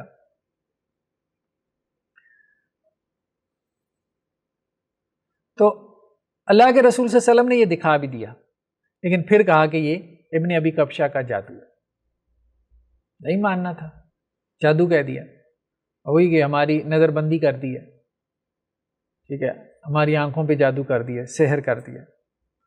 پھر بلکہ یہ بھی کہنے لگے ان میں سے بعض کہ ہم مسافروں سے پوچھیں گے، جو قافلے آ رہے ہیں مکہ کے، ان سے پوچھیں گے، اگر ان میں سے کسی نے تصدیق کی نا کہ ہم نے بھی دیکھا ہے تو پھر مان لیں گے۔ تو پھر قافلے والے بھی آئے، ان سے پوچھا، انہوں نے بھی تصدیق کی، تو اسی پہ قرآن کی وہ آیات نازل ہوئی نا، وہ جو سورہ انشقاق کی شروع کی آیات ہیں، یہ سما کیا وہ ساری سورہ قمر کی شروع کی آیات ہیں، ٹھیک ہے۔ تو یہ کہا جاتا ہے کہ نبوت کے 8ویں سال میں ہوا ہے، واللہ عالم، مطلب سال میں اختلاف ہے، سال میں اختلاف ہے، لیکن صحیح بخاری اور صحیح مسلم میں اس کا تذکرہ ہے، اس کا انشقاق قمر کا اجمالاً ہے، پورا واقعہ نہیں لیکن اجمالاً تذکرہ ہے۔ مستشرقین نے البتہ جو ہے وہ اس کو بنیاد بنا کے اس کا انکار کیا ہے کہ جی اگر یہ واقعہ ہوا ہوتا تو دنیا میں اور بھی کہیں رپورٹ ہوتا، لیکن اس میں اس آبجیکشن کو مختلف طرح سے ایڈریس کیا گیا، ٹھیک ہے۔ ایک تو یہ ہے کہ اب اس طرح کی وہ متمدن دنیا تو تھی نہیں کہ لوگ اس وقت ہاتھ میں جو ہے وہ قلم پینسل پکڑ کے جو ہے وہ ہسٹری لکھ رہے ہوں سب لوگ، جیسے آج سب نے کیمرے اٹھائے ہوئی ہیں اور ہر ایونٹ کو ریکارڈ کر رہے ہیں، یہ ہو رہا ہے وہ ہو رہا ہے، اب ویسا تو وہاں پہ نہیں تھا۔ دوسرا یہ ہے کہ یہ دن کا نہیں رات کا واقعہ ہے، یہ رات کو ہی ہوا نا انشقاق قمر، 14ویں کا چاند تھا، تو رات کو جب ہوا ہے، جس رات کے پہر ہوا ہے، ظاہری بات ہے کہ لوگ رات کے پہر عام طور پہ آرام کر رہے ہوتے ہیں، سو رہے ہوتے ہیں، ٹھیک ہے۔ پھر یہ ہے کہ عرب میں رات تھی، ضروری نہیں کہ پوری دنیا میں بھی رات ہو، دن تھا، جہاں دن تھا وہاں تو اس کا دیکھنا ویسی محال تھا، لیکن بعض تاریخی روایتوں میں ہے کہ ہندوستان وغیرہ میں، جیسے تاریخ فرشتہ میں، کہ ہندوستان کے بعض راجاؤں نے اس کا تذکرہ کیا کہ ہم نے یہ دیکھا. وہ تاریخی روایات ہیں. مالابار کا ایک مہاراجا جو ہے اس کے بارے میں ملتا ہے. خیر، یہ آسمان تو یہ دو ہو گیا تھا. ہاں آسمان پہ میں روایت وہ آپ کو دکھا دیتا ہوں، ایک منٹ. جس طرح سے وہ بات آئی ہے نا روایتوں میں، یہ صحیح بخاری کی روایت ہے. حضرت انس بن مالک سے ہے کہ اہل مکہ نے رسول اللہ علیہ وسلم سے مطالبہ کیا کہ آپ انہیں کوئی معجزہ دکھائیں نا. تو آپ صلی اللہ علیہ وسلم نے انہیں چاند کے 2 ٹکڑے کر دکھائے. ٹھیک ہے، 2 ٹکڑوں میں ہو گیا تھا. بلکہ بعض روایتوں میں اس سے بھی زیادہ تفصیل ہے. حضرت عبداللہ بن مسعود کہتے ہیں کہ انہوں نے فرمایا کہ جس وقت چاند کے 2 ٹکڑے ہوئے تو ہم نبی صلی اللہ علیہ وسلم کے ہمراہ منا کے میدان میں تھے. آپ نے فرمایا لوگوں گواہ رہو، گواہ بھی بنایا لوگوں کو اس بات پہ. اب وہ کہتے ہیں تاریخ میں نہیں ہے. اب اس سے زیادہ تاریخ اور سچی تاریخ کیا ہو سکتی ہے؟ مطلب حدیث بھی تو تاریخ ہی ہے نا، اس کو تاریخ ہی سمجھ لو. آپ صلی اللہ علیہ وسلم اس پہ گواہ بھی بنا رہے ہیں. ٹھیک ہے، آپ حدیث تو نہیں مانیں گے، تاریخ ہی سمجھ لو، ہسٹوریکل ریکارڈ تو ہے نا. اور چاند کا ایک ٹکڑا دوسرے سے الگ ہو کر پہاڑ کی دوسری طرف چلا گیا.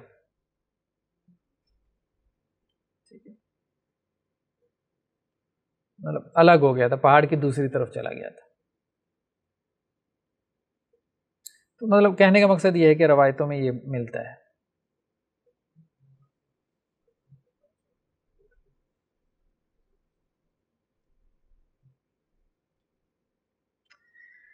نیکسٹ ایک اور چیز جس کو ہم معجزات کے ذیل میں ذکر کر سکتے ہیں، وہ جو قرآن مجید کی پشین گوئی ہے، الف لام میم غلبت الروم فی ادنی الارض ومن بعد غلبہم سیغلبون، کہ فارس اور روم جو ہے نا یہ 2 بڑی سلطنتیں تھیں. تو پرشین غالب آ رہے تھے رومیوں پہ. فارسی جو ہے مجوسی تھے، آتش پرست تھے. تو مشرکین مکہ چونکہ آئیڈل ورشپر تھے، بت پرست تھے، تو یہ ان کو اپنے قریب سمجھتے تھے. رومی جو ہے وہ اہل کتاب تھے، عیسائی تھے، کرسچین تھے، اور رسولوں کو مانتے تھے، کتابوں کو مانتے تھے. تو اس لیے مسلمان ان کو اپنے قریب سمجھتے تھے. تو جب فارسی غالب آنا شروع ہوئے ہیں رومیوں پہ، تو اب مشرکین نے بغلیں بجانا شروع کر دی کہ دیکھو مسلمانوں، تمہارے بھائیوں پہ ہمارے بھائی غالب آ رہے ہیں، اس لیے ہم بھی تم پہ غالب آئیں گے. تو اس پہ مسلمانوں میں جو ہے وہ تھوڑی سی بے چینی پیدا ہوئی. تو اس پہ آیات نازل ہوئی کہ ابھی تو یہ فارسی غالب آ رہے ہیں، اور چند سالوں میں، بضع سنین کے لفظ ہیں، بضع سنین جو ہے وہ 9 سال تک بولا جاتا ہے، 9 سال تک. تو یعنی 3 سے 9 تک آپ بول سکتے ہیں. یعنی چند سالوں میں، چند سالوں سے مراد کیا ہے؟ 3 سے 9 سال میں رومی غالب آ جائیں گے. تو اب جب یہ لوگ نکل رہے تھے نا، یہ صورتحال تھی. یہ سلطنت فارس ہے نا، ایک منٹ، یہ سلطنت فارس ہے، ٹھیک ہے. اور یہ جو آپ کہہ لیں گرے کلر میں ہے، یہ جو اس میں ہے گرین کلر میں، لائٹ گرین کلر میں، یہ رومنز امپائر ہے، ٹھیک ہے. تو یہ جو بلو کلر ہے یہ تو پانی ہے نا سارا، یہ سارا پانی ہے. اب ہوا یہ کہ یہ فارسی یہاں سے نکلے ہیں، یہ پیچھے ترکمانستان، آذربائیجان، یہ کندھار تک، افغانستان کو بھی انہوں نے کور کیا ہوا ہے. بہت بڑی سلطنت تھی پرشیا کی، ٹھیک ہے. تو یہ یہاں سے نکلے ہیں، اور یہ عراق، یہ دجلہ اور فرات کا کنارہ، ٹھیک ہے. یہ نیچے جو ہے یہ دمشق ہے، یہ غسانی ریاست ہے. یہ غسانی ریاست ان کے تحت ہے، رومنز کے تحت ہے. مطلب ایفیلیشن بھی ہوتی تھی نا، ان کے ماتحت ہوتے تھے، باج گزار ہوتے تھے، ٹیکس پے کرتے تھے. تو شام میں جو غسانی سلطنت تھی یہ رومنز کے تحت تھی، اور ادھر سے جو یمن میں تھی یہ یمنی فارسیوں کے تحت تھے. جیسے آج کچھ الائز رشیا کے ساتھ ہو جاتے ہیں، کچھ امریکہ کے ساتھ ہو جاتے ہیں، بلاکس بن جاتے ہیں نا. تو اس زمانے میں بھی بلاکس بنتے تھے. تو یہ فارسی یہاں سے نکلے ہیں، اور انہوں نے پہلے تو دمشق کو کیپچر کیا، یعنی غسانی سلطنت انہوں نے کیپچر کر لی، شام کو انہوں نے فتح کر لیا. پھر یہاں پہ نکلے نہیں ہیں، یہاں سے پھر یہ رومیوں کو مارتے مارتے یہاں تک پہنچے ہیں. یہ قسطنطنیہ ہے، استنبول جسے کہتے ہیں، ترکی کا. جو دارالخلافہ ہے وہاں تک پہنچے. ادھر سے انہوں نے یہاں تک فتح کر لیا. ادھر سے پھر یہ نیچے آئے ہیں شام سے, پھر ادھر مصر آئے ہیں, مصر فتح کیا ہے. پھر مصر سے جاتے جاتے انہوں نے ادھر لیبیا یہاں تک پہنچ گئے. تو یہ پورا ایریا انہوں نے فارسیوں نے یہاں تک لے لیا تھا رومن سے, یہاں تک. آگے پھر یونان وغیرہ اور یہ پیچھے افریقہ کی طرف وہ آگے بڑھ رہے تھے. تو یہ صورتحال بنی. اب اس میں پرشین جو ہے وہ غالب آئی جا رہے تھے. فلسطین بھی انہوں نے لے لیا تھا. یہاں فلسطین تو یہاں ہی آ گیا نا درمیان میں. فلسطین مسجد اقصیٰ بھی لے لی انہوں نے, ان کا قبلہ کہہ لیں رومنز کا. ٹھیک ہے. تو اب اس پہ جو ہے وہ قریش مکہ بڑے خوش ہوئے. تو جب یہ قرآن کی آیات نازل ہوئی ہیں نا, تو ابی بن خلف جو تھا, جو امیہ بن خلف کا بھائی تھا, یہ جنگ احد میں مارا گیا. بلکہ اس کے بارے میں آتا ہے کہ یہ وہ واحد شخص تھا جسے اللہ کے رسول صلی اللہ علیہ وسلم نے قتل کیا. واحد شخص جسے آپ صلی اللہ علیہ وسلم نے اپنی زندگی میں قتل کیا. کیونکہ جنگ بدر میں یہ قید ہوا تو اس نے فدیہ دیا, فدیہ دے کے یہ آزاد ہو گیا. تو آزاد ہونے کے بعد آپ صلی اللہ علیہ وسلم کو کہتا ہے کہ میں نے ایک گھوڑا پال رکھا ہے, خوب اس کو کھلاتا پلاتا ہوں, موٹا تازہ کر رہا ہوں, اس پہ سواری کر کے میں نے آپ کو قتل کرنا ہے اگلی جنگ میں. تو آپ صلی اللہ علیہ وسلم نے اسے جواب میں کہا کہ اب میں تجھے قتل کروں گا. تو جنگ احد میں یہ تھا کہ یہ آپ صلی اللہ علیہ وسلم کی طرف بڑھ رہا تھا. تو صحابہ نے اس کو روکنا چاہا, آپ صلی اللہ علیہ وسلم نے کہا نہیں, روکو نہیں, اس کو آنے دو. جب یہ قریب آیا تو آپ نے اس کی طرف نیزہ پھینکا ہے. وہ نیزہ اس کو لگا یہ زخمی ہوا ہے, اس کو وہ لے گئے قریش. تو زخم بھی بڑا نہیں تھا لیکن چیخو پکار بہت کر رہا تھا. تو قریش اس کو آر دلا رہے تھے, مرد بنو مطلب کیا ہے. تو کہہ رہے تھے تمہیں نہیں پتا, محمد صلی اللہ علیہ وسلم نے مجھ سے وعدہ کیا تھا اور ان کی بات کبھی جو ہے وہ جھوٹ ثابت نہیں ہوئی. وہ پھر اسی زخم سے مر گیا. خیر بہرحال تو حضرت ابو بکر کی جو ہے وہ ابی بن خلف سے شرط لگی تھی اسی بات کے اوپر. تو یہ 613 کا واقعہ ہے, یعنی 613 میں انہوں نے دمشق پہ قبضہ کیا, 613 میں پرشینز نے. 614 میں نیچے بیت المقدس بھی فتح کر لیا. پھر اس کے بعد وہ نیچے اردن فتح کیا, پھر فلسطین اور صحرائے سینا, پھر مصر, اور 619 میں وہ یہاں پہنچ گئے قسطنطنیہ, اور نیچے سے مصر فتح کرتے ہوئے لیبیا بھی پہنچ گئے.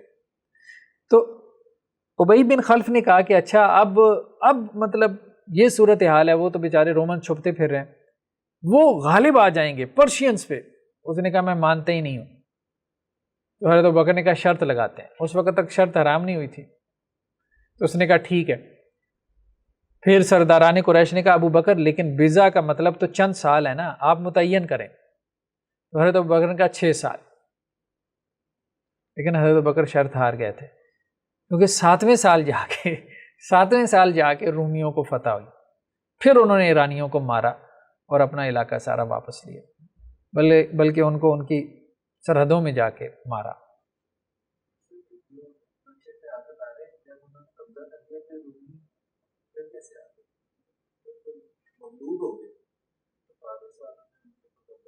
ہاں معجزہ ہے نا, یہی بات. بزا سنین میں جو ہے وہ پھر دوبارہ واپس آئے چند سالوں میں.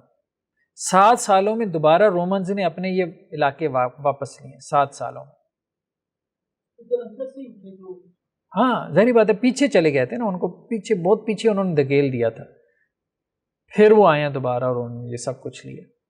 تو یہ بہرحال اس لیے تو قرآن نے کہا یہ پریڈکشن ایک معجزہ تھا. اب تو اس کی تو تاریخی طور پہ مطلب ہسٹری کا ریکارڈ ہے نا, ادر دین قرآن. یہ تو ہسٹری کا 2 بڑی سلطنتوں کی تاریخ ہے.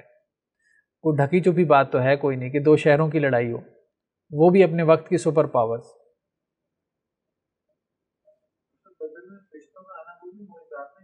وہ بھی معجزات میں, وہ بھی معجزات.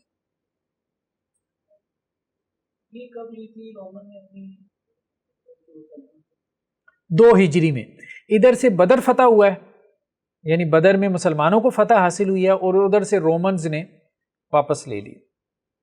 یعنی 7 سالوں میں ہوا ہے نا. تو گویا یہ شرط کب لگی ہے؟ آپ یوں سمجھیں کہ یہ شرط لگی ہے 8 میں، 8 نبوی میں یہ شرط لگی ہے، ٹھیک ہے. اور 8 اور 5 13 اور 2 ہجری میں جو ہے وہ 7ویں سال جا کے یہ پورا ہوا معاملہ.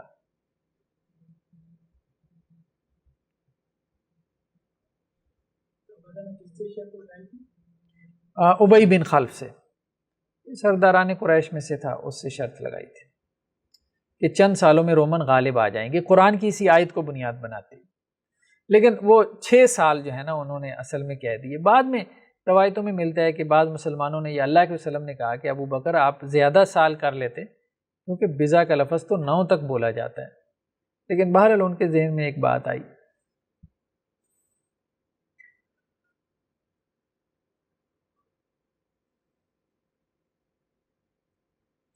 نیکسٹ کیا ہے؟ مقاطع. مقاطع جسے ہم سوشل بائیکاٹ کہتے ہیں، شعب ابی طالب میں ہوا. شعب ابی طالب ہم نے کہا نا کہ یہ ایک گھاٹی تھی. یہ اگر آپ اس کو دیکھیں، یہ بیت اللہ ہے. تو بیت اللہ جو ہے اس کے ساتھ یہ جبل ابی قبیس ہے. یہ ادھر جبل خندمہ ہے اوپر. تو جبل خندمہ اور جبل ابی قبیس کے درمیان میں یہ ایک گھاٹی ہے. ابھی تو یہاں روڈز وغیرہ بن گئی ہیں. یہ شعب ابی طالب کہلاتی ہے، یعنی یہ حضرت ابو طالب کے نام سے معروف ہو گئی. یہاں اکثر بنو ہاشم کے گھرانے تھے، بنو ہاشم کے اکثر گھرانے تھے، تو اس لیے یہاں پہ محصور ہوئے تھے بنو ہاشم.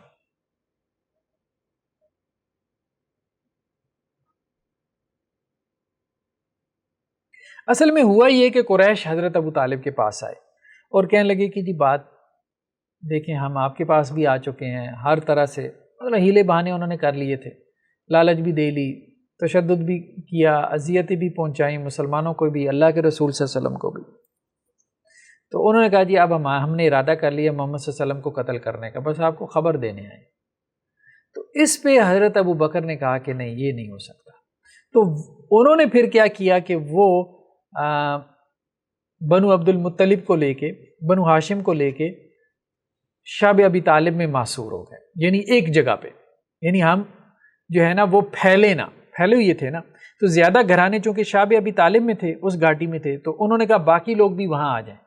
اب ہم نے وہاں مل جل کے رہنا تاکہ محمد صلی اللہ علیہ وسلم کو کوئی نقصان نہ پہنچا پائے اور ہم ان کی حفاظت کریں.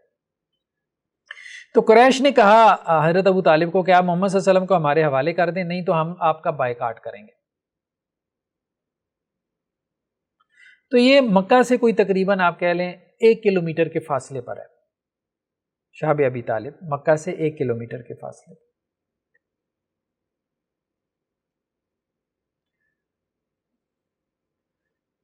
تو اب جب انہوں نے دیکھا کہ ابو طالب جو ہے وہ محمد صلی اللہ علیہ وسلم کو لے کے، اپنے خاندان کو لے کے، بنو ہاشم بنو عبد المطلب کو لے کے محصور ہو گئے، تو ہمارا تو ارادہ پایا تکمیل کو نہیں پہنچ سکتا، جنگ چھڑ جائے گی، ظاہری بات ہے وہاں جائیں گے. تو اب انہوں نے کہا کہ ہم سوشل بائیکاٹ کریں گے اگر آپ محمد صلی اللہ علیہ وسلم کو ہمارے حوالے نہیں کریں گے قتل کے لیے. آپ کو اس کے بدلے میں بندہ چاہیے، ہمارا جو بندہ کہیں گے ہم دے دیں گے، قصاص میں جو بندہ کہیں گے وہ ہم دے دیں گے. تو یہ انہوں نے بات کی، یا دیت چاہیے تو دیت دے دیں گے.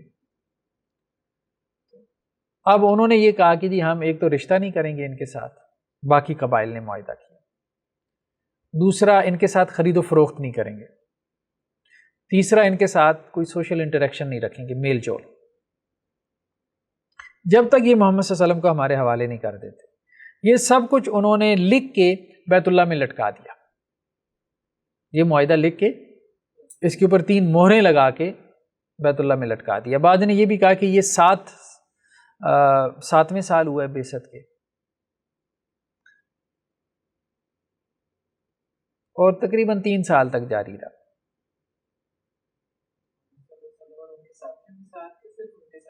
خاندان کے ساتھ، یہ بیسیکلی خاندان کا بائیکاٹ تھا. چاہے وہ کافر تھے چاہے وہ مسلمان تھے، بنو عبد المطلب اور بنو ہاشم، یعنی بہت سے لوگ ابھی مسلمان نہیں ہوئے تھے، جیسے دیکھیں آپ سلم کے چچا حضرت عباس مسلمان نہیں ہوئے تھے، ابو طالب مسلمان نہیں ہوئے تھے، سب کے ساتھ تھا۔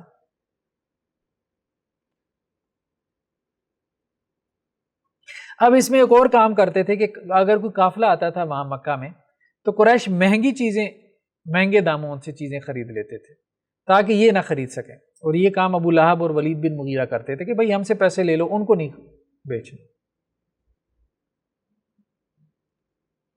بعض اوقات یہ لوگ خیر درختوں کے پتے کھا کے بھی گزارا کرتے تھے، روایتوں میں ملتا ہے۔ سعد بن ابی وقاص کہتے ہیں یہ بھی محصورین میں سے تھے، سعد بن ابی وقاص، کیونکہ اکثر تو یہ سارے ایک طرح سے ریلیٹیوز ہی تھے، مسلمان بھی محصور ہو گئے تھے بہت سے۔ تو وہ کہتے ہیں میں پیشاب کرنے کے لیے باہر نکلا، یعنی بھوک نے مجھے ستایا ہوا تھا، تو مجھے جو ہے وہ اونٹ کا ایک چمڑا ملا، وہ گرا پڑا، تو وہ میں نے اٹھایا ہے اور اسے آ کے میں نے اچھی طریقے سے دھویا، پانی گرم کیا، اس میں ڈالا، اور نہیں پہلے اس کو مطلب بھون کے جو ہے نا، اس کو بھون کے جو ہے وہ اس کو پیسا ہے، صفوف بنایا، پھر اس کو پانی میں ڈال کے اس کو میں نے پھانکا ہے۔ سعد بن ابی وقاص، سعد بن ابی وقاص۔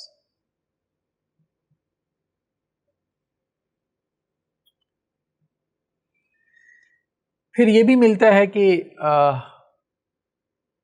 حضرت ابو طالب یہ کرتے تھے کہ اللہ کے رسول صلی اللہ علیہ وسلم اپنے بستر پہ جب سو جاتے تھے تو رات کا ایک حصہ گزر جاتا تھا تو پھر آپ کی جگہ تبدیل کروا دیتے تھے کہ یہ نہ ہو کہ دھوکے سے رات کو حملہ ہو اور آپ کو قتل کر دیں، یا کوئی خبر دے دے کہ محمد صلی اللہ علیہ وسلم کا بستر تو یہ، تو وہ اپنے کسی بیٹے کو آپ کی جگہ سلا دیتے تھے اور آپ صلی اللہ علیہ وسلم کا بستر چینج کروا دیتے تھے، یعنی مطلب وہ بہت محتاط تھے اس حوالے سے حضرت ابو طالب۔ پھر ان کا ایک قصیدہ بھی بڑا معروف ہے حضرت ابو طالب کا، لامیہ کے نام سے، 94 اشعار ہیں، لیکن اس میں کچھ لوگ تھے جو ہمدردی بھی کرتے تھے، جیسے حضرت خدیجہ کی جو آپ کہہ لیں بھتیجے تھے، حکیم بن حزام، یہ بھی ایمان نہیں لائے تھے ابھی تک، تو یہ گندم وغیرہ بھجوا دیا کرتے تھے اپنی پھوپھی کے لیے، لیکن اس میں کچھ لوگ درمیان میں آڑے بھی آتے تھے، جیسے ایک دفعہ ابو جہل آڑے آ گیا تو پھر ایک اور صاحب آ گیا ابو البختری، اس نے کہا بھائی تمہیں آڑے آنے کی کیا ضرورت ہے، تو وہ بھتیجے اپنی چچی کو بھیج رہا ہے، تمہیں کیا تکلیف ہے؟ تو خاندانی حمیت میں نا وہ لوگ بھلے کافر تھے تو اس کا لحاظ کرتے تھے، یہ ان کے ہاں تھا، قبائلی اور خاندانی حمیت۔ اسی طرح کچھ اور نام بھی ملتے ہیں جو صلہ رحمی کرتے تھے، شام بن عامر، ٹھیک ہے، وہ بھی کبھی کبھار کوئی سامان پہنچا دیتے تھے، ان کو بھی قریش نے مارنے کی دھمکی دی تو ابو سفیان نے روک دیا، بھائی رشتہ داری ہے۔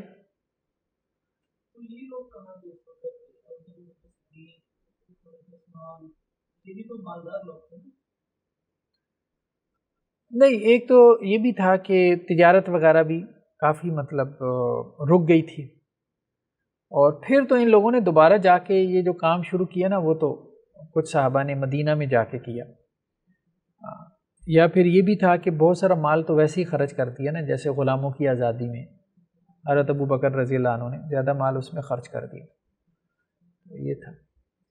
پھر یہ ہے کہ رکاوٹیں بھی ڈالی جاتی تھی، پھر یہ بھی ہے کہ 3 سال کا عرصہ تھوڑا نہیں تھا، بہت زیادہ عرصہ تھا، کب تک چلاتے وہ جو ریزروز تھے، کب تک چلاتے اس کو؟ 3 سال کافی زیادہ عرصہ تھا۔ تو اب درمیان میں ہوا یہ کہ جو معاہدہ انہوں نے لکھا تھا اور بیت اللہ میں لٹکایا تھا، اس کو دیمک کھا گئی، کہتے ہیں سوائے اللہ کے نام کے باقی سارا معاہدہ دیمک کھا گئی۔ اللہ کے وسلم کو خبر دی گئی بذریعہ وحی، تو آپ صلی اللہ علیہ وسلم نے جو ہے وہ اپنے چچا سے کہا، تو حضرت ابو طالب پھر حرم میں گئے، وہاں پہ قریش کے سردار بیٹھے تھے، تو انہوں نے ان سے کہا دیکھو بات یہ 3 سال ہو گئے اور ہماری رشتہ داری آپس میں سارا کچھ ہے، ہار وغیرہ بھی ان کو دلائی، تو ساتھ میں کہا کہ ایک بات میں کرتا ہوں، انصاف کی بات ہے، اگر اس پہ آ جاؤ، تمہارا معاہدہ دیمک کھا گئی، یہ مجھے میرے بھتیجے نے بتایا۔ انہوں نے کہا ہو ہی نہیں سکتا، اس کا میرے بھتیجے نے بتایا، تو اگر تو وہ معاہدہ دیمک کھا گئی ہے نا تو تم معاہدہ ختم سمجھو، اور اگر نہ کھائی تو محمد صلی اللہ علیہ وسلم کو ہم سے لے لو۔ وہ سارے واہ واہ کرنے لگ گئے، یہ تو بڑی انصاف کی بات کی آپ نے۔ انہوں نے کہا ٹھیک ہے، ڈن ہو گیا۔ تو جب وہ بیت اللہ میں گئے، معاہدہ دیکھا تو وہ دیمک کھا چکی تھی، لیکن پھر واپس پھر گئے۔ لیکن اب کچھ لوگ ڈٹ گئے، ان میں سے 5 لوگ تھے، انہوں نے کہا نہیں یہ نہیں، وہ ڈٹ گئے اور انہوں نے جا کے جو بچا کچا تھا نا اس کو پھاڑ دیا۔ ابو جہل درمیان میں آڑے آیا، لیکن بہرحال معاملہ دب گیا، ختم ہو گیا۔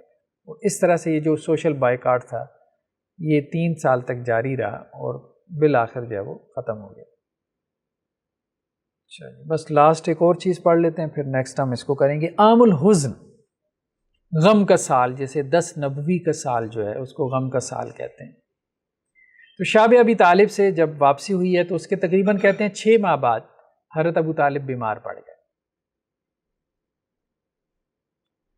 تو قریش ان کے پاس آئے اور کہا کہ آپ ہمارے اور اپنے بھتیجے کے درمیان کوئی معاہدہ کروا جائیں تاکہ بعد میں کوئی پھر آپس میں قریش لڑ نہ پڑے۔ تو حضرت ابو طالب نے آپ کو بلوا بھیجا۔ تو قریش کی پیشکش یہ تھی کہ جی آپ ہمارے معبودوں کو مان لیں، ہم آپ کا معبود مان لیتے ہیں، کچھ آپ کا دین کچھ ہمارا دین، بس مل ملا کے ایک نئی چیز بنا لیتے ہیں، ٹھیک ہے۔ 1 سال آپ کے معبودوں کی پیروی کر لی جائے، 1 سال جو ہے مطلب 1 سال ہمارے معبودوں کی پیروی کر لی جائے اور 1 سال ہم آپ کے معبود کی عبادت کر لیں۔ اس طرح سے انہوں نے پیشکش کی۔ تو آپ صلی اللہ علیہ وسلم نے کہا دیکھو بات یہ، میں تو تمہارے سامنے ایک ایسا کلمہ پیش کر رہا ہوں، اگر اس کو قبول کر لو تو عرب و عجم کے بادشاہ بن جاؤ گے۔ انہوں نے کہا ایک کلمے کی بات کرتے ہیں، ہم تو ایسے 100 کلمے ماننے کو تیار ہیں۔ تو آپ صلی اللہ علیہ وسلم نے فرمایا یہی ہے کہ اللہ کے علاوہ کوئی عبادت کے لائق نہیں۔ پھر وہ پھر گئے۔ پھر یہ بھی روایتوں میں ملتا ہے کہ آپ صلی اللہ علیہ وسلم نے اپنے چچا ابو طالب کو دعوت دی، لیکن انہوں نے یہ کہہ کے انکار کر دیا کہ قریش یہ سمجھیں گے کہ صحت کی حالت میں تو کلمہ نہیں پڑھا، تو بیماری میں موت کے خوف سے کلمہ پڑھ لیا۔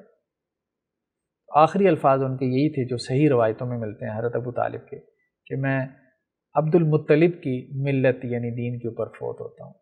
لیکن بہرحال اللہ کے رسول صلی اللہ علیہ وسلم کے لیے ان کی بڑی خدمات، بہت خدمات۔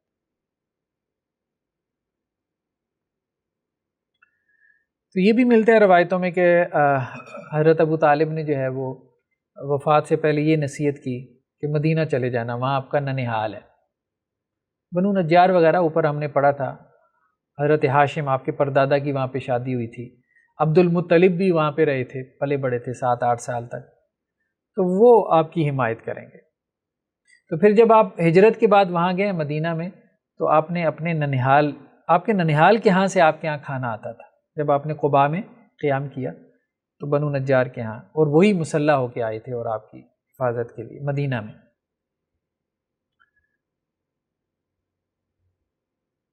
تو حضرت ابو طالب کی وفات کے بعد دوسرا جو بڑا ایک آپ کہہ لیں کہ جی غم تھا اس سال میں، جس کی وجہ سے اس کو غم کا سال کہا گیا، وہ ہے خدیجہ رضی اللہ عنہا کی وفات تھی۔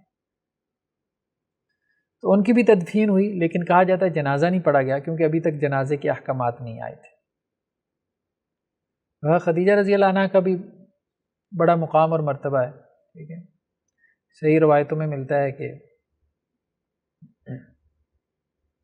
حضرت جبریل علیہ السلام نے آ کے کہا اللہ کے رسول صلی اللہ علیہ وسلم سے کہ خدیجہ سے کہیں کہ ان کے رب نے ان کے لیے سلام بھیجے۔ خیر بڑی بات ہے۔ تو یہ عام الحزن کہلاتا ہے، غم کا سال، یہ 10 نبوی۔ تو اس کے بعد پھر ہم انشاءاللہ سے اب نیکسٹ لیکچر میں ڈسکس کریں گے کہ مختلف قبائل سے افراد کی آمد ہوئی ہے اور انہوں نے اسلام قبول کیا، اور بیرون مکہ جو ہے وہ پھر دعوت پھیلی ہے اسلام کی کس طرح سے۔ پھر طائف کا آپ نے سفر کیا کہ وہاں شاید اسلام پھیل جائے۔ پھر قبائل کو دعوت دی ہے، مینا میں حج کے موقع پہ جو قبائل آتے تھے ان کو دعوت دینا شروع کی ہے، اس کا کیا رسپانس تھا۔ پھر معراج کا واقعہ ہے، پھر اس کے بعد ہجرت ہے، پھر ہم مدنی دور میں چلے جائیں گے۔ چلیں جی پھر، جزاکم اللہ خیرا، سبحانک اللہم و بحمدک، نشہد ان لا الہ الا انت، نستغفرک۔